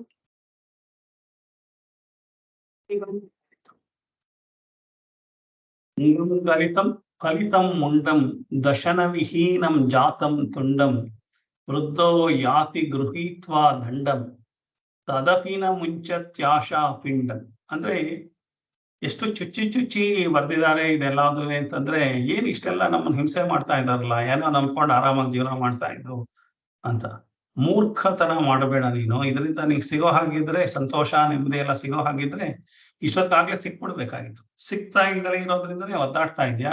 ಇದರಿಂದನೇ ಸಿಟ್ಟು ಕೋಪ ಎಲ್ಲ ಅದು ಬರ್ತಾ ಇದೆ. ಹಾಗಾಗಿ ಮನಸ್ಸು ನೆಮ್ಮದಿನಲ್ಲಿಲ್ಲ. ಅದಕ್ಕೋಸ್ಕರ ಇದನ್ನ ಅವ್ರ ಚುಚ್ಚಿನೇ ಸ್ವಲ್ಪ ನೀವು ಏನಿಲ್ಲಪ್ಪ ಅಂತ ಮಸಾಜ್ ಮಾಡಿ ನಮ್ಗೆ ನೈಸ್ ಮಾಡಿ ಹೇಳಿದ್ರೆ ಗೊತ್ತಾಗಲ್ಲ. ಹಾಗೆ ಚುಚ್ಚಿ ಹೇಳಿ ನಮ್ಮ ಅಹಂಕಾರಕ್ಕೆ ಒಂದು ಏಟು ಕೊಟ್ಟು, ಅದಕ್ಕೆ ಮೋಹ ಮುದ್ಗರ ಅಂತ ಸುತ್ತಿಗೆನಲ್ಲಿ ಹೊಡೆದು ನಮ್ಮ ಭ್ರಾಂತಿನ ಬಿಡಿಸ್ತಾ ಇರೋದು ಅಂತ ಹೇಳೋದಕ್ಕೆ ಹೇಳಿದ್ದಾರೆ. ಸೊ ಅಂಗಂ ಗಲಿತಂ ಅಂದ್ರೆ ಅಂಗಂ ಗಲಿತಂ ಫಲಿತಂ ಮುಂಡಂ. ಸೊ ಈ ದಶನ ವಿಹೀನಂ ಜಾತಂ ತುಂಡಂ ವೃದ್ಧಂ ಯಾತಿ ಗೃಹೀತ್ವಾ ದಂಡಂ ತದಪಿನ ಮುಂಚತ್ ಆಶಾ ಪಿಂಡಂ. ಅಂದ್ರೆ ಏನ್ ಅದನ್ನ ಸ್ವಲ್ಪ ಪದದ ಮುಖಾಂತರ ನೋಡ್ಕೊಂಡ್ಬಿಟ್ಟು ಹಂಗೆ ಹೋಗ್ಬಿಟ್ರೆ ನಿಮ್ಗೆ ಅದು ಸ್ವಲ್ಪ ಜ್ಞಾಪಕ ಇರ್ಬೋದು. ಅಂಗಂ ಅಂತಂದ್ರೆ ದ ಬಾಡಿ, ಬಾಡಿನಲ್ಲಿರೋ ಎಲ್ಲ ಅಂಗಗಳು ಸವಿತಾ ಇದೆ. ಗಲಿತಂ ಅಂದ್ರೆ ಓವರ್ನ್ ಔಟ್ ಅಂದ್ರೆ ಸವಿತಾ ಹೋಗ್ತಾ ಇದೆ. ಫಲಿತಂ ಮುಂಡಂ, ತಲೆಯಲ್ಲಿರೋ ಕೂದಲೆಲ್ಲ ಅದು ಬೆಳ್ಳಗಾಗಿ ಉದುರೋಗ್ತಾ ಇದೆ. ದಶನ ವಿಹೀನಂ ಅಂದ್ರೆ ಹಲ್ಲುಗಳು ಎಲ್ಲಾವುದು ಒಂದೊಂದಾಗಿ ಬಿದ್ದು ಹೋಗ್ತಾ ಇದೆ. ಜಾತಂ ತುಂಡಂ, ಬಾಯಲ್ಲೆಲ್ಲ ಇರೋ ಹಲ್ಲೆಲ್ಲ ಅದು ಹೋಗ್ತಾ ಇದೆ. ವೃದ್ಧಂ ಅಂದ್ರೆ ಈ ಆಲ್ರೆಡಿ ನಾನು ಓಲ್ಡ್ ಏಜಿಗೆ ಬರ್ತಾ ಇದ್ದೀನಿ. ಅವನು ಯಾತಿ ಗೃಹೀತ್ವ ದಂಡಂ ಅಂತ ಹೇಳಿದ. ಯಾತಿ ಗೃಹೀತ್ವ ದಂಡಂ ಅಂತಂದ್ರೆ ಅವನು ಓಡಾಡ್ಬೇಕಾದ್ರೆ ಕೋಲ್ ಹಿಡ್ಕೊಂಡು ಓಡಾಡುವ ಸ್ಟೇಜ್ ಬಂದಿದ್ರು ಅವನಿಗೆ ಇನ್ನೂ ತದಪಿನ ಮುಂಚತಿ ಆಶಾ ಪಿಂಡ. ಇಷ್ಟೆಲ್ಲ ಸ್ಟೇಜ್ ಅಲ್ಲಿ ಇದ್ರು ನನಗೆ ಆಸೆಗಳು ಮಾತ್ರ ಬತ್ ಹೋಗ್ಲಿಲ್ಲ. ಸೊ ಆಸೆಗಳ ಹಿಂದೆನೆ ಇದ್ದೀನಿ, ಆಸೆಗಳ ಜೊತೆನಲ್ಲೇ ಇದ್ದೀನಿ. ಸೊ ದಟ್ ಈಸ್ ವಾಟ್ ಅಂತ ಹೇಳಿ ಅವ್ರು ಹೇಳ್ತಾ ಇದ್ರು. ಸೊ ಏನಾಗುತ್ತೆ, ಒಂದು ಏಜಿಗೆ ಬರ್ತಾ ಈ ಬಾಡಿ ಷಡ್ವಿಕಾರಗಳು ಅಂತ ಹಾಗೆ ಆಗುತ್ತೆ. ಸೊ ಯಂಗ್ ಬಾಡಿ ಇದ್ದಿದ್ದು ಹಾಗೆ ಇರಕ್ ಸಾಧ್ಯ ಇಲ್ಲ. ನಾವು ಎಷ್ಟೇ ಸಂಪಾದನೆ ಮಾಡ್ಬೋದು, ಕೋಟ್ಯಾಂತರ ರೂಪಾಯಿ ನಂಬರ್ 1 ಇಲಾನ್ ಮಸ್ಕ್ ಆಗ್ಬೋದು, ಅಥವಾ ಅಮೆಜಾನ್ ದೊರೆ ಆಗ್ಬೋದು, ಅಥವಾ ಯಾರು ಬೇಕಾದ್ರೂ ಆಗ್ಬೋದು.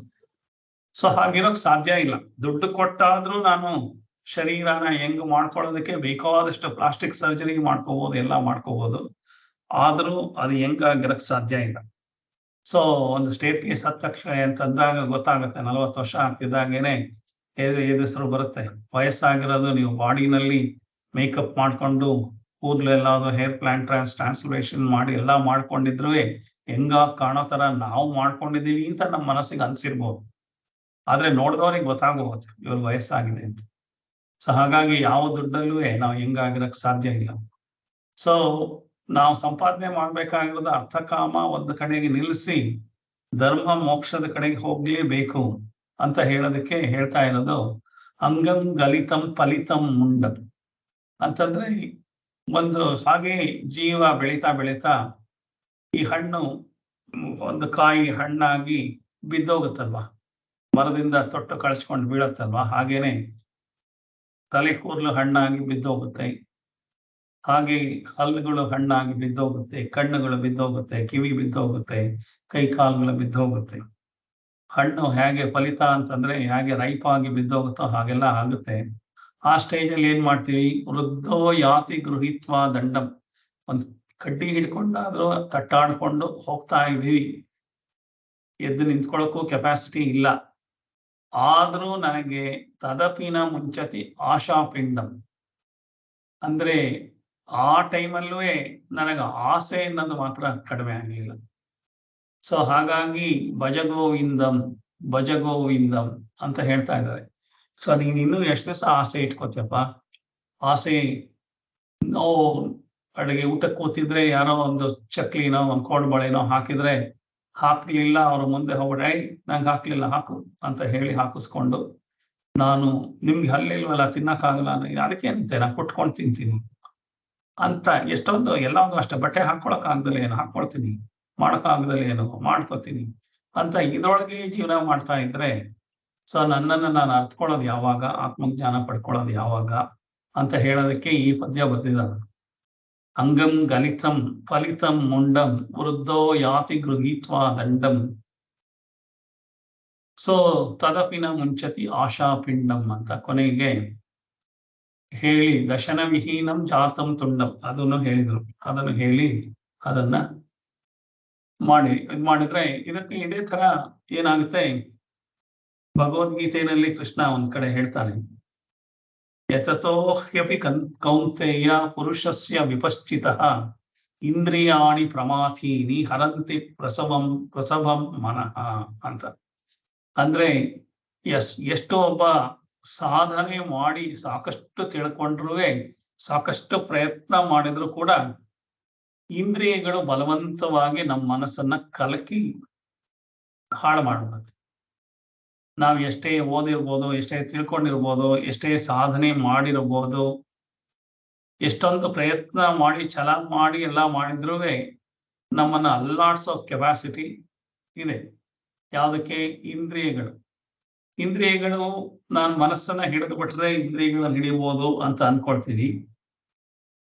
ಅಂದ್ರೆ ಮನಸ್ಸನ್ನ ಗಟ್ಟಿ ಮಾಡ್ಕೊಂಡಿದ್ದೀನಪ್ಪ, ನಾನು ಇವತ್ತಿಂದ ಉಪವಾಸ ಮಾಡ್ತೀನಿ, ಇವತ್ತಿಂದ ಕಡಿಮೆ ಊಟ ಮಾಡ್ತೀನಿ, ಎಲ್ಲ ನಾನು ಮನಸ್ಸಿನಲ್ಲಿ ಅನ್ಕೋಬಹುದು ಅಷ್ಟೇ ಹೊರತು ಇಂದ್ರಿಯಗಳು ತಿನ್ನ ಪರವಾಗಿಲ್ಲ, ನನಗೆ ಹೊಟ್ಟೆ ಹಸಿತಾ ಇದೆ, ನೀವು ದಿವಸ 3 ಸಲ ತಿಂತಾ ಇದ್ರೆ ಈ ಮನಸ್ಸು ಡಿಸೈಡ್ ಮಾಡಿದ್ಯಾ ನನಗೆ ಜಾಸ್ತಿ ಹೊಟ್ಟೆ ಹಸಿತಾ ಇದೆಯೇ, 4 ಸಲ ತಿನ್ನೋಣ, ತಿನ್ನಬಾರ್ದಲ್ಲೇ ಇರೋದನ್ನೆಲ್ಲ ತಿನ್ನೋಣ ಅಂತ ಇಂದ್ರಿಯಗಳು ಮನಸ್ಸಿನ ಮೇಲೆ ಫೈಟಿಂಗ್ ಮಾಡುತ್ತೆ. ಸೊ ಅದಕ್ಕೋಸ್ಕರ ಶಮ ದಮ ಅಂತ ಎರಡನ್ನು ಹೇಳಿರೋದು. ಇಂದ್ರಿಯ ನಿಗ್ರಹ ಮನೋನಿಗ್ರಹ ಎರಡನ್ನೂ ಸೈಮಲ್ಟೇನಿಯಸ್ ಆಗಿ ಮಾಡ್ತಾ ಹೋಗ್ಬೇಕು. ಸೊ ಸೈಮಲ್ಟೇನಿಯಸ್ ಆಗಿ ಮಾಡಿದಾಗ ಮಾತ್ರ ಮನಸ್ಸನ್ನ ಕಂಟ್ರೋಲ್ ಮಾಡಕ್ ಸಾಧ್ಯ. ಬರೀ ಇಂದ್ರಿಯನ ಕಂಟ್ರೋಲ್ ಮಾಡ್ಬಿಟ್ರೆ ಮನಸ್ಸು ಅದ್ರ ಪಾಡಿಗೆ ಅದು ಯೋಚನೆನಾದ್ರು ಮಾಡ್ತಾ ಇರುತ್ತೆ. ಹೊರಗಡೆಯಿಂದ ಬರದಲ್ಲೇ ಇದ್ರೆ ಅದು ಬೇಕು, ನನಗೆ ಜಾಮೂನ್ ಬೇಕು ಅಂತ ಯೋಚನೆ ಮಾಡುತ್ತೆ. ಅದು ಮಾಡಬಾರ್ದಲ್ವಾ? ಅದು ಮಾಡಬಾರ್ದು, ಇದು ಮಾಡಬಾರ್ದು ಅಂತಂದ್ರೆ ಎರಡನ್ನು ಮನಸ್ಸನ್ನ ಕಂಟ್ರೋಲ್ ಮಾಡೋದಕ್ಕೆ ಏನ್ ಹೇಳ್ತಾ ಇದ್ದಾರೆ ಅಂದ್ರೆ ಅದು ಸಾಧನೆ. ಸೊ ಶಮ ಅಂತಂದ್ರೆ ಮನಸ್ಸಿನ ನಿಗ್ರಹ ಮಾಡೋದು, ದಮ ಅಂತಂದ್ರೆ ಇಂದ್ರಿಯಗಳ ನಿಗ್ರಹ ಮಾಡೋದು.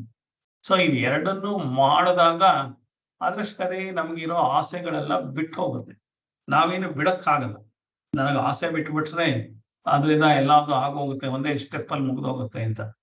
ಸೊ ಈ ತರ ಎರಡನ್ನ ಕಂಟ್ರೋಲ್ ಮಾಡ್ತಿದ್ದ ಹಾಗೆ ನನಗೆ ಅದು ಬೇಕು ಇದು ಬೇಕು, ಅದಿಷ್ಟ ಇದಿಷ್ಟ ಅನ್ನೋದು ಹೊರಟೋಗುತ್ತೆ ಮನಸ್ಸಿನಿಂದ, ಅದರಷ್ಟೇ ಹೋಗುತ್ತೆ. ಅದು ಹೋಗ್ತಿದ್ದಾಗೇನೆ ನಾನು ಇನ್ನೇನು ಕೆಲಸ ಮಾಡಕ್ಕೆ ಉಳ್ಕೊಂಡೇ ಇಲ್ಲ. ಹಾಗಾಗಿ ಕಾಮ ಕ್ರೋಧಗಳು ಕಡಿಮೆ ಆಗುತ್ತೆ. ಎಲ್ಲಾದ್ರೂ ಶುರುವಾಗೋದು ಎಲ್ಲಿಂದ? ಇಂದ್ರಿಯ ನಿಗ್ರಹ ಮಾಡ್ಬೇಕು, ಮನಸ್ಸಿನ ನಿಗ್ರಹ ಮಾಡ್ಬೇಕು. ಸೊ ಇದನ್ನ ನಾನು ಮಾಡದಲೇ ಇದ್ರೆ ಬಲಾತ್ಕಾರವಾಗಿ ಇಂದ್ರಿಯಗಳೇ ಮನಸ್ಸನ್ನ ಹಾಳು ಮಾಡುತ್ತೆ, ಅಥವಾ ಮನಸ್ಸುಗಳನ್ನ ಇಂದ್ರಿಯಗಳು ಸರಿಯಾಗಿದ್ರು ಮನಸ್ಸು ಇಂದ್ರಿಯಗಳನ್ನ ಹಾಳು ಮಾಡುತ್ತೆ. ಹಾಗಾಗಿ ಕೊನೆಗೆ ನಮ್ಮಲ್ಲಿ ಭ್ರಾಂತಿ ಹುಟ್ಕೊಳ್ಳೋದೆ ಯಾವ್ದು ಮನಸ್ಸು ಹೇಳಿದ್ ಕೇಳ್ಬೇಕಾ, ಇಂದ್ರಿಯ ಹೇಳಿದ್ ಕೇಳ್ಬೇಕಾ, ಅಲ್ಲೇ ಫೈಟಿಂಗ್ ನಡೀತಾ ಇರುತ್ತೆ. ಸೊ ಹಾಗಾಗಿ ಅದಕ್ಕೂ ಸಮಾಧಾನ ಇದಕ್ಕೂ ಸಮಾಧಾನ ಅಂತ ಎರಡನ್ನು ಹೇಳಿದ್ದನ್ನು ಮಾಡಿಕೊಂಡು ನಾವು ಆಧ್ಯಾತ್ಮದಲ್ಲಿ ಸಾಧನೆ ಮಾಡದಲೇನೆ ಇಲ್ಲಿ ಬರೀ ವ್ಯಾವಹಾರಿಕ ಪ್ರಪಂಚದಲ್ಲೇ ಜೀವನ ಮಾಡಿ ಪಾರಮಾರ್ಥಿಕ ಪ್ರಪಂಚಕ್ಕೆ ಬರದಲೇನೆ ನನಗೆ ಮೋಕ್ಷ ಸಿಗಕ್ಕೆ ಸಾಧ್ಯ ಇಲ್ಲ. ಪಾರಮಾರ್ಥಿಕ ಅಂತಂದ್ರೆ ಮನಸ್ಸಿನಿಂದ ಹೊರಗಡೆ, ನಾನು ಹೊರಗಡೆ ಪ್ರಪಂಚದ ಜೊತೆ ಏನ್ ಇಟ್ಕೊಂಡಿದೀನಿ ಸಂಬಂಧಗಳು, ಅದು ವ್ಯಾವಹಾರಿಕ ಜಗತ್ತು, ಅದು ಹೊರಗಡೆನೇ ಇದೆ, ಒಳಗಡೆ ಇರಕ್ ಸಾಧ್ಯ ಇಲ್ಲ. ಆದ್ರೆ ಒಳಗಡೆ ನಾನೊಬ್ಬನೇ ಇರೋ ಜಗತ್ತಿದೆ, ಅಲ್ಲಿ ನಾನು ಮನಸ್ಸಿಗೆ ಎಲ್ಲ ತಿಳುವಳಿಕೆಗಳನ್ನು ಹೇಳ್ಕೋಬೇಕು. ಸೊ ಅದನ್ನ ಪಾರಮಾರ್ಥಿಕ ಜಗತ್ತು. ನನ್ನ ಆತ್ಮಜ್ಞಾನನ ಬೆಳೆಸ್ಕೊಳ್ಳೋದು ಪಾರಮಾರ್ಥಿಕ ಜಗತ್ತು, ಹೊರಗಡೆ ಇರೋದು ವ್ಯಾವಹಾರಿಕ ಜಗತ್ತು. ನಾವು 99 ವರ್ಷ 100 ವರ್ಷನೂ 24 ಗಂಟೆನೂ ವ್ಯಾವಹಾರಿಕ ಜಗತ್ತಲ್ಲೇ ಇದ್ರೆ ಒಳಗಡೆ ಆತ್ಮಜ್ಞಾನ ಪಡ್ಕೊಳ್ಳೋದಕ್ಕೆ ಪುರ್ಸೊತ್ತೆಲ್ಲಿದೆ? ಆಗಕ್ ಸಾಧ್ಯನೇ ಇಲ್ಲ. ಆಮೇಲೆ ಹೊರಗಡೆ ಪ್ರಪಂಚದ ಮೇಲೇನೆ ಡಿಪೆಂಡ್ ಆಗ್ಬಿಟ್ಟು ಹೊರಗಡೆ ಪ್ರಪಂಚ ನಾನು ಸರಿಯಾಗಿ ನೋಡ್ಕೋತಾ ಇಲ್ಲ, ನನಗೆ ಸರಿಯಾಗಿ ರೆಸ್ಪೆಕ್ಟ್ ಕೊಡ್ತಾ ಇಲ್ಲ, ಅದ್ ಮಾಡ್ತಾ ಇಲ್ಲ, ಇದ್ ಮಾಡ್ತಾ ಇಲ್ಲ, ಎಷ್ಟು ಕಷ್ಟಪಟ್ಟಿದ್ದೆ ಎಲ್ಲಾರನ್ನೂ ಮುಂತಂದೆ, ಈ ತರದೆಲ್ಲ ಗೋಳು ಹೇಳ್ಕೊಳಕ್ಕೆ ಶುರು ಮಾಡ್ತಾ ಇರ್ತೀವಿ. ಸೊ ಅದರಿಂದ ತಪ್ಪಿಸ್ಕೋಬೇಕು ಅಂತಂದ್ರೆ ನಾವು ಏನ್ ಮಾಡ್ಬೇಕು ಅಂತಂದ್ರೆ ಸ್ಟೆಪ್ ಬೈ ಸ್ಟೆಪ್ ಇಂದ್ರಿಯ ನಿಗ್ರಹ ಮಾಡ್ಕೊಳ್ತಾ ಮನೋನಿಗ್ರಹ ಮಾಡ್ಕೊಂಡು ಬಂದ್ರೆ ನನಗೆ ಆಧ್ಯಾತ್ಮ ಒಳಗಡೆ ಹೋಗುತ್ತೆ ಅಂತಂದ್ರೆ ಒಳಗಡೆ ಹೋಗಿ ನಮಗೆ ಒಂದು ಲೆವೆಲ್ಗೆ ಒಂದು ಸಮಾಧಾನ, ಒಂದು ಇದನ್ನ ತಂದು ಕೊಡುತ್ತೆ. ಇಲ್ಲದೆ ಹೋದ್ರೆ ಸಾಧ್ಯ ಇಲ್ಲ. ಅದಕ್ಕೋಸ್ಕರನೇ ನಮ್ಮ ವೇದಾಂತದಲ್ಲಿ 4 ವರ್ಣಾಶ್ರಮ ಧರ್ಮಗಳು, ಆಶ್ರಮ ಧರ್ಮಗಳು ಅಂತ, ಗೃಹಸ್ಥಾಶ್ರಮ, ಬ್ರಹ್ಮಚರ್ಯಾಶ್ರಮ, ಗೃಹಸ್ಥಾಶ್ರಮ, ವಾನಪ್ರಸ್ಥ, ಸನ್ಯಾಸ.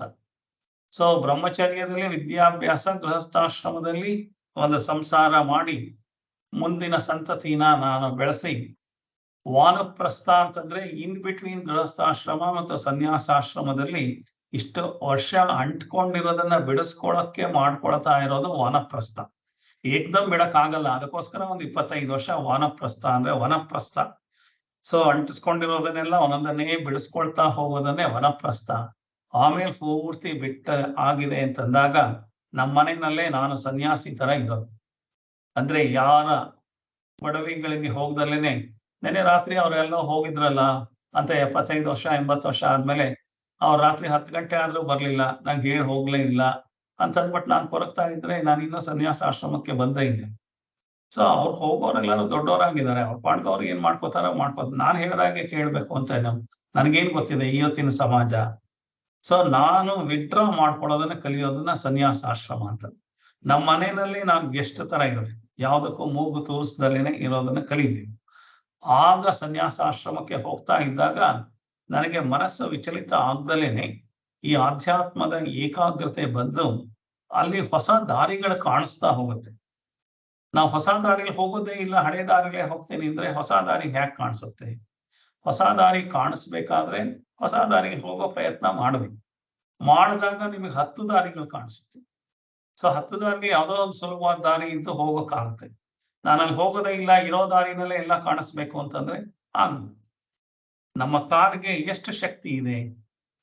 ಒಂದು 200 ಮೀಟರ್ ಮಾತ್ರ ಕಾರು ರೈಟ್ ಅಲ್ಲಿ ಲೈಟ್ ಅನ್ನ ತೋರಿಸ್ಬೋದು. ಅಥವಾ ನಾನೇ ಡ್ರೈವ್ ಮಾಡ್ತಾ ಇದ್ದೀನಿ ಅಂತಂದ್ರೂ ಹಗಲೊತ್ತಲ್ಲೇ ಆದ್ರೂ ನನಗೆ ಇಲ್ಲಿಂದ ಮೈಸೂರಿಗೆ ಇರೋದು 140 ಕಿಲೋಮೀಟರ್ ಪೂರ್ತಿ ಕಾಣಿಸ್ತಾ ಇದೆಯಾ? ರೋಡು ಇಲ್ಲ.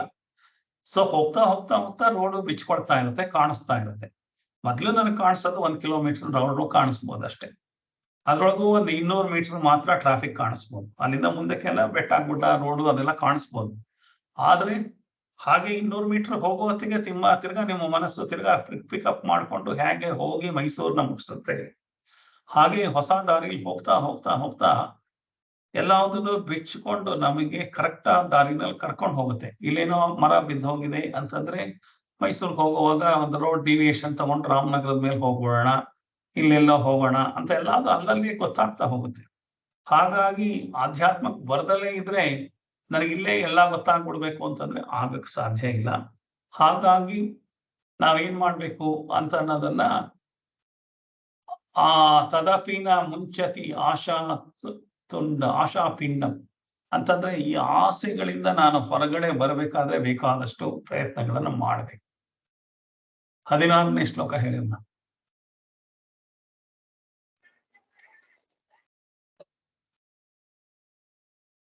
ವಸುಂಧರ.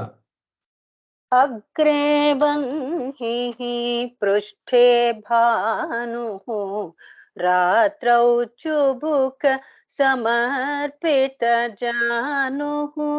ಅಗ್ರೇ ಬನ್ಹಿಃ ಪೃಷ್ಠೇ ಭಾನುಃ ರಾತ್ರೌ ಚುಬುಕ ಸಮರ್ಪಿತ ಜಾನುಃ. ಕರತಲ ಭಿಕ್ಷೆ ತರುತಲ ವಾಸಃ. ಕರತಲ ಭಿಕ್ಷೆ ತರುತಲ ವಾಸಃ. ತದಪಿ ನ ಮುಚ್ಯತ್ಯಾಶಾಪಾಶಃ. ಭಜ ಗೋವಿಂದಂ ಭಜ ಗೋವಿಂದಂ ಗೋವಿಂದಂ ಭಜ ಮೂಢಮತೆ. ಅಗ್ರೇ ವನ್ಹಿಃ ಪೃಷ್ಠೇ ಭಾನುಃ ರಾತ್ರೌ ಚುಬಕ ಸಮರ್ಪಿತ ಜಾನುಃ. ಕರತಲ ಭಿಕ್ಷಸ್ತರುತಲ ವಾಸಃ ತದಪಿ ನ ಮುಂಚತ್ಯಾಶಾ ಪಾಶಃ. ಇದು ಅದಕ್ಕೆ ಕಂಟಿನ್ಯೂಷನ್ ಇರುವಂತ ಒಂದು ಶ್ಲೋಕ, ಹಿಂದಿನ ಶ್ಲೋಕಕ್ಕೆ ಕನೆಕ್ಟೆಡ್ ಆಗಿರುವಂತ ಶ್ಲೋಕ. ಇದೇನಂತಂದ್ರೆ ನಾನು ಮೇಲೆ ಸನ್ಯಾಸಿ ಆಗ್ಬಿಟ್ಟಿದೀನಿ ಅಂತ ಅನ್ಕೊಂಡಿದ್ರೆ ಆಗೋದಿಲ್ಲ, ಒಳಗಡೆ ಆಳವಾಗಿ ಹೋಗ್ಬೇಕು. ಅಂದ್ರೆ ಇಲ್ಲಿ ಏನ್ ಹೇಳ್ತಾ ಇದೆ, ಅಗ್ರೇ ವನ್ಹಿಹಿ. ಅಗ್ರೆ ಅಂದ್ರೆ ಮುಂದ್ಗಡೆ ಬೆಂಕಿ ಇದೆ. ನಮಗೇನಾಗುತ್ತೆ, ಚಳಿಗಾಲ ಜ್ಞಾಪಿಸ್ಕೊಳ್ಳಿ ನೀವು. ಒಬ್ಬ ಸನ್ಯಾಸಿಗೆ ಬಟ್ಟೆ ಮೇಗೆ ಅವನಿಗೇನು ಚಳಿಗೆ ಬೇಕಾಗುವಂತ ಬಟ್ಟೆಗಳಿಲ್ಲ. ಅವನಿಗೇನಂದ್ರೆ 3 ಬಟ್ಟೆಗಳಿರುತ್ತೆ ಸನ್ಯಾಸಿಗೆ.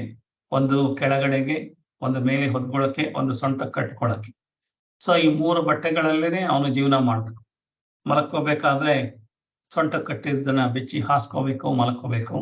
ಸೊ ಇನ್ನೊಂದನ್ನು ಹೊದ್ಕೊಂಡು ಮಲ್ಕೋಬೇಕು ಅಷ್ಟೇ. ಸೊ ಅಷ್ಟೇ ಅವನ ಟೋಟಲ್ ಇರೋವಂಥದ್ದು.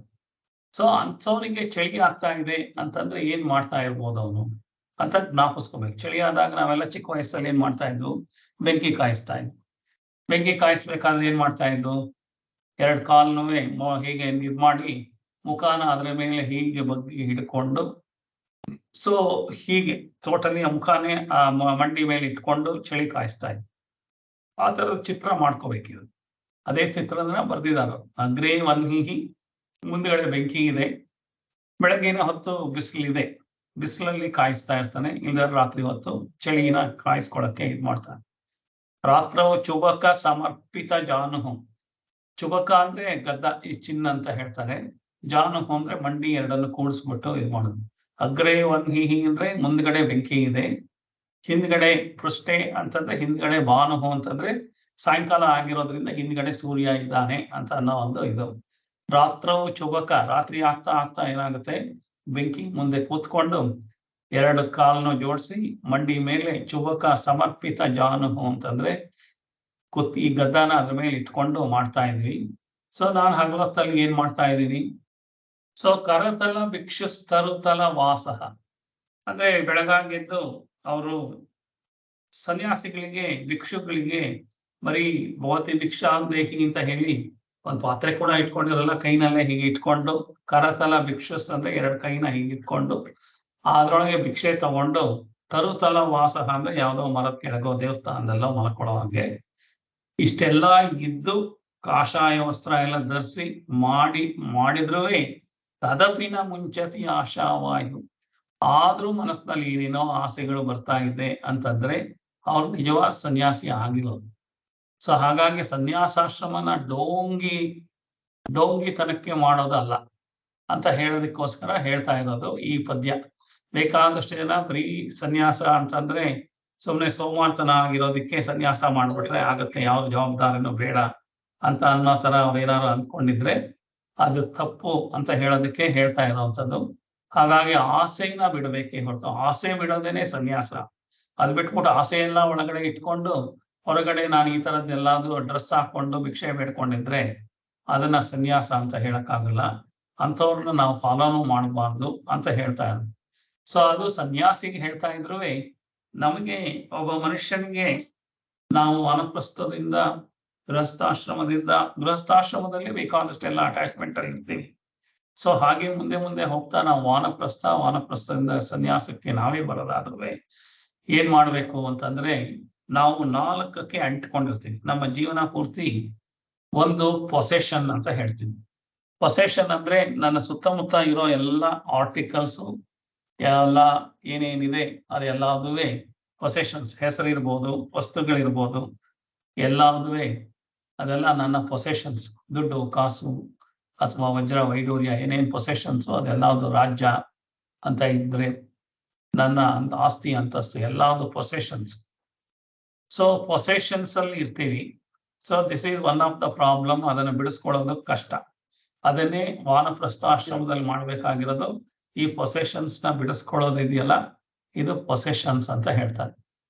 ಎರಡನೇದು ಆಬ್ಲಿಗೇಷನ್ಸ್ ಅಂತ. ಅಯ್ಯೋ ನನ್ನ ಮಗನ ಕೆಲಸ ಸಿಕ್ಕಿಲ್ಲ, ನನ್ನ ಮಗಳಿಗೆ ಮದುವೆ ಆಗಿಲ್ಲ, ಇದೆಲ್ಲದು ಆಬ್ಲಿಗೇಷನ್ ಇರ್ತೀನಿ. ನಮ್ಮ ತಂದೆ ತಾಯಿಗೆ ವಯಸ್ಸಾಗಿದೆ, ಅವ್ರನ್ನ ಏನ್ ಮಾಡೋದು, ಅದು ಇದು ಅಂತ ಎಲ್ಲ ಈ ಡ್ಯೂಟೀಸ್ ಅಲ್ಲಿ ಇರ್ತೀವಿ. ಸೊ ಪೊಸೆಷನ್ನು, ಆಬ್ಲಿಗೇಷನ್ನು, ರಿಲೇಷನ್ನು ಅಂಡ್ ಟ್ರಾನ್ಸಾಕ್ಷನ್ಸ್ ಅಂತ ಇದನ್ನ ಹೇಳ್ಬೋದು. ಸೊ ಇದನ್ನ ನಿಮ್ಗೆ ಜ್ಞಾಪಕ ಇಟ್ಕೋಬೇಕಂದ್ರೆ ಒಂದು PORT ಪೋರ್ಟ್ ಅಂತ ಜ್ಞಾಪಕ ಇಟ್ಕೊಂಡ್ಬಿಟ್ರೆ ನಿಮ್ಗೆ ಈ 4 ಜ್ಞಾಪಕ ಇರುತ್ತೆ. ನಾವು ಯಾತ್ರಿಂದ ಬಿಡಿಸ್ಕೋಬೇಕಾಗಿದೆ ಅಂತಂದ್ರೆ ಪೊಸೆಷನ್ ಇಂದ ಬಿಡಿಸ್ಕೋಬೇಕಾಗಿದೆ. ಯಾವಾಗ ಅಟ್ಲೀಸ್ಟ್ 45-50 ವರ್ಷದ ತನಕನಾದ್ರೂ ಪೊಸೆಷನ್ ಬೇಕಾಗುತ್ತೆ ಜೀವನ ಮಾಡೋದಕ್ಕೆ, ಅದಕ್ಕೆ ಎಲ್ಲ ಬೇಕು. ಆಮೇಲೆ ಸ್ಲೋ ಆಗಿ ಪೊಸೆಷನ್ಗೆ ಅಂಟ್ಕೊಂಡಾಗೆಲ್ಲ ನಾವು ಇದು ನಾನ್ ತಂದಿದ್ದ ಸೋಫಾ, ಇದು ನಮ್ಮ ಅಪ್ಪ ತಂದಿದ್ದ ಸೋಫಾ ಅಂತ ಆ ಸೋಫಾಕ್ಕೆ ಏನಾದ್ರೂ ಆಗ್ಬಿಟ್ರೆ ನನಗೆ ನೋವಾಗುತ್ತೆ. ಸೊ ಸೋಫಾ ಇಂದ ಅಂಟ್ಕೊಳ್ಳೋದನ್ನ ಬಿಡಬೇಕು. ಸೋಫಾ ಮನಸ್ಸಿನಲ್ಲಿ ಅಂಟಿಸ್ಕೊಂಡಿದೀನಿ, ಬಿಡಬೇಕು.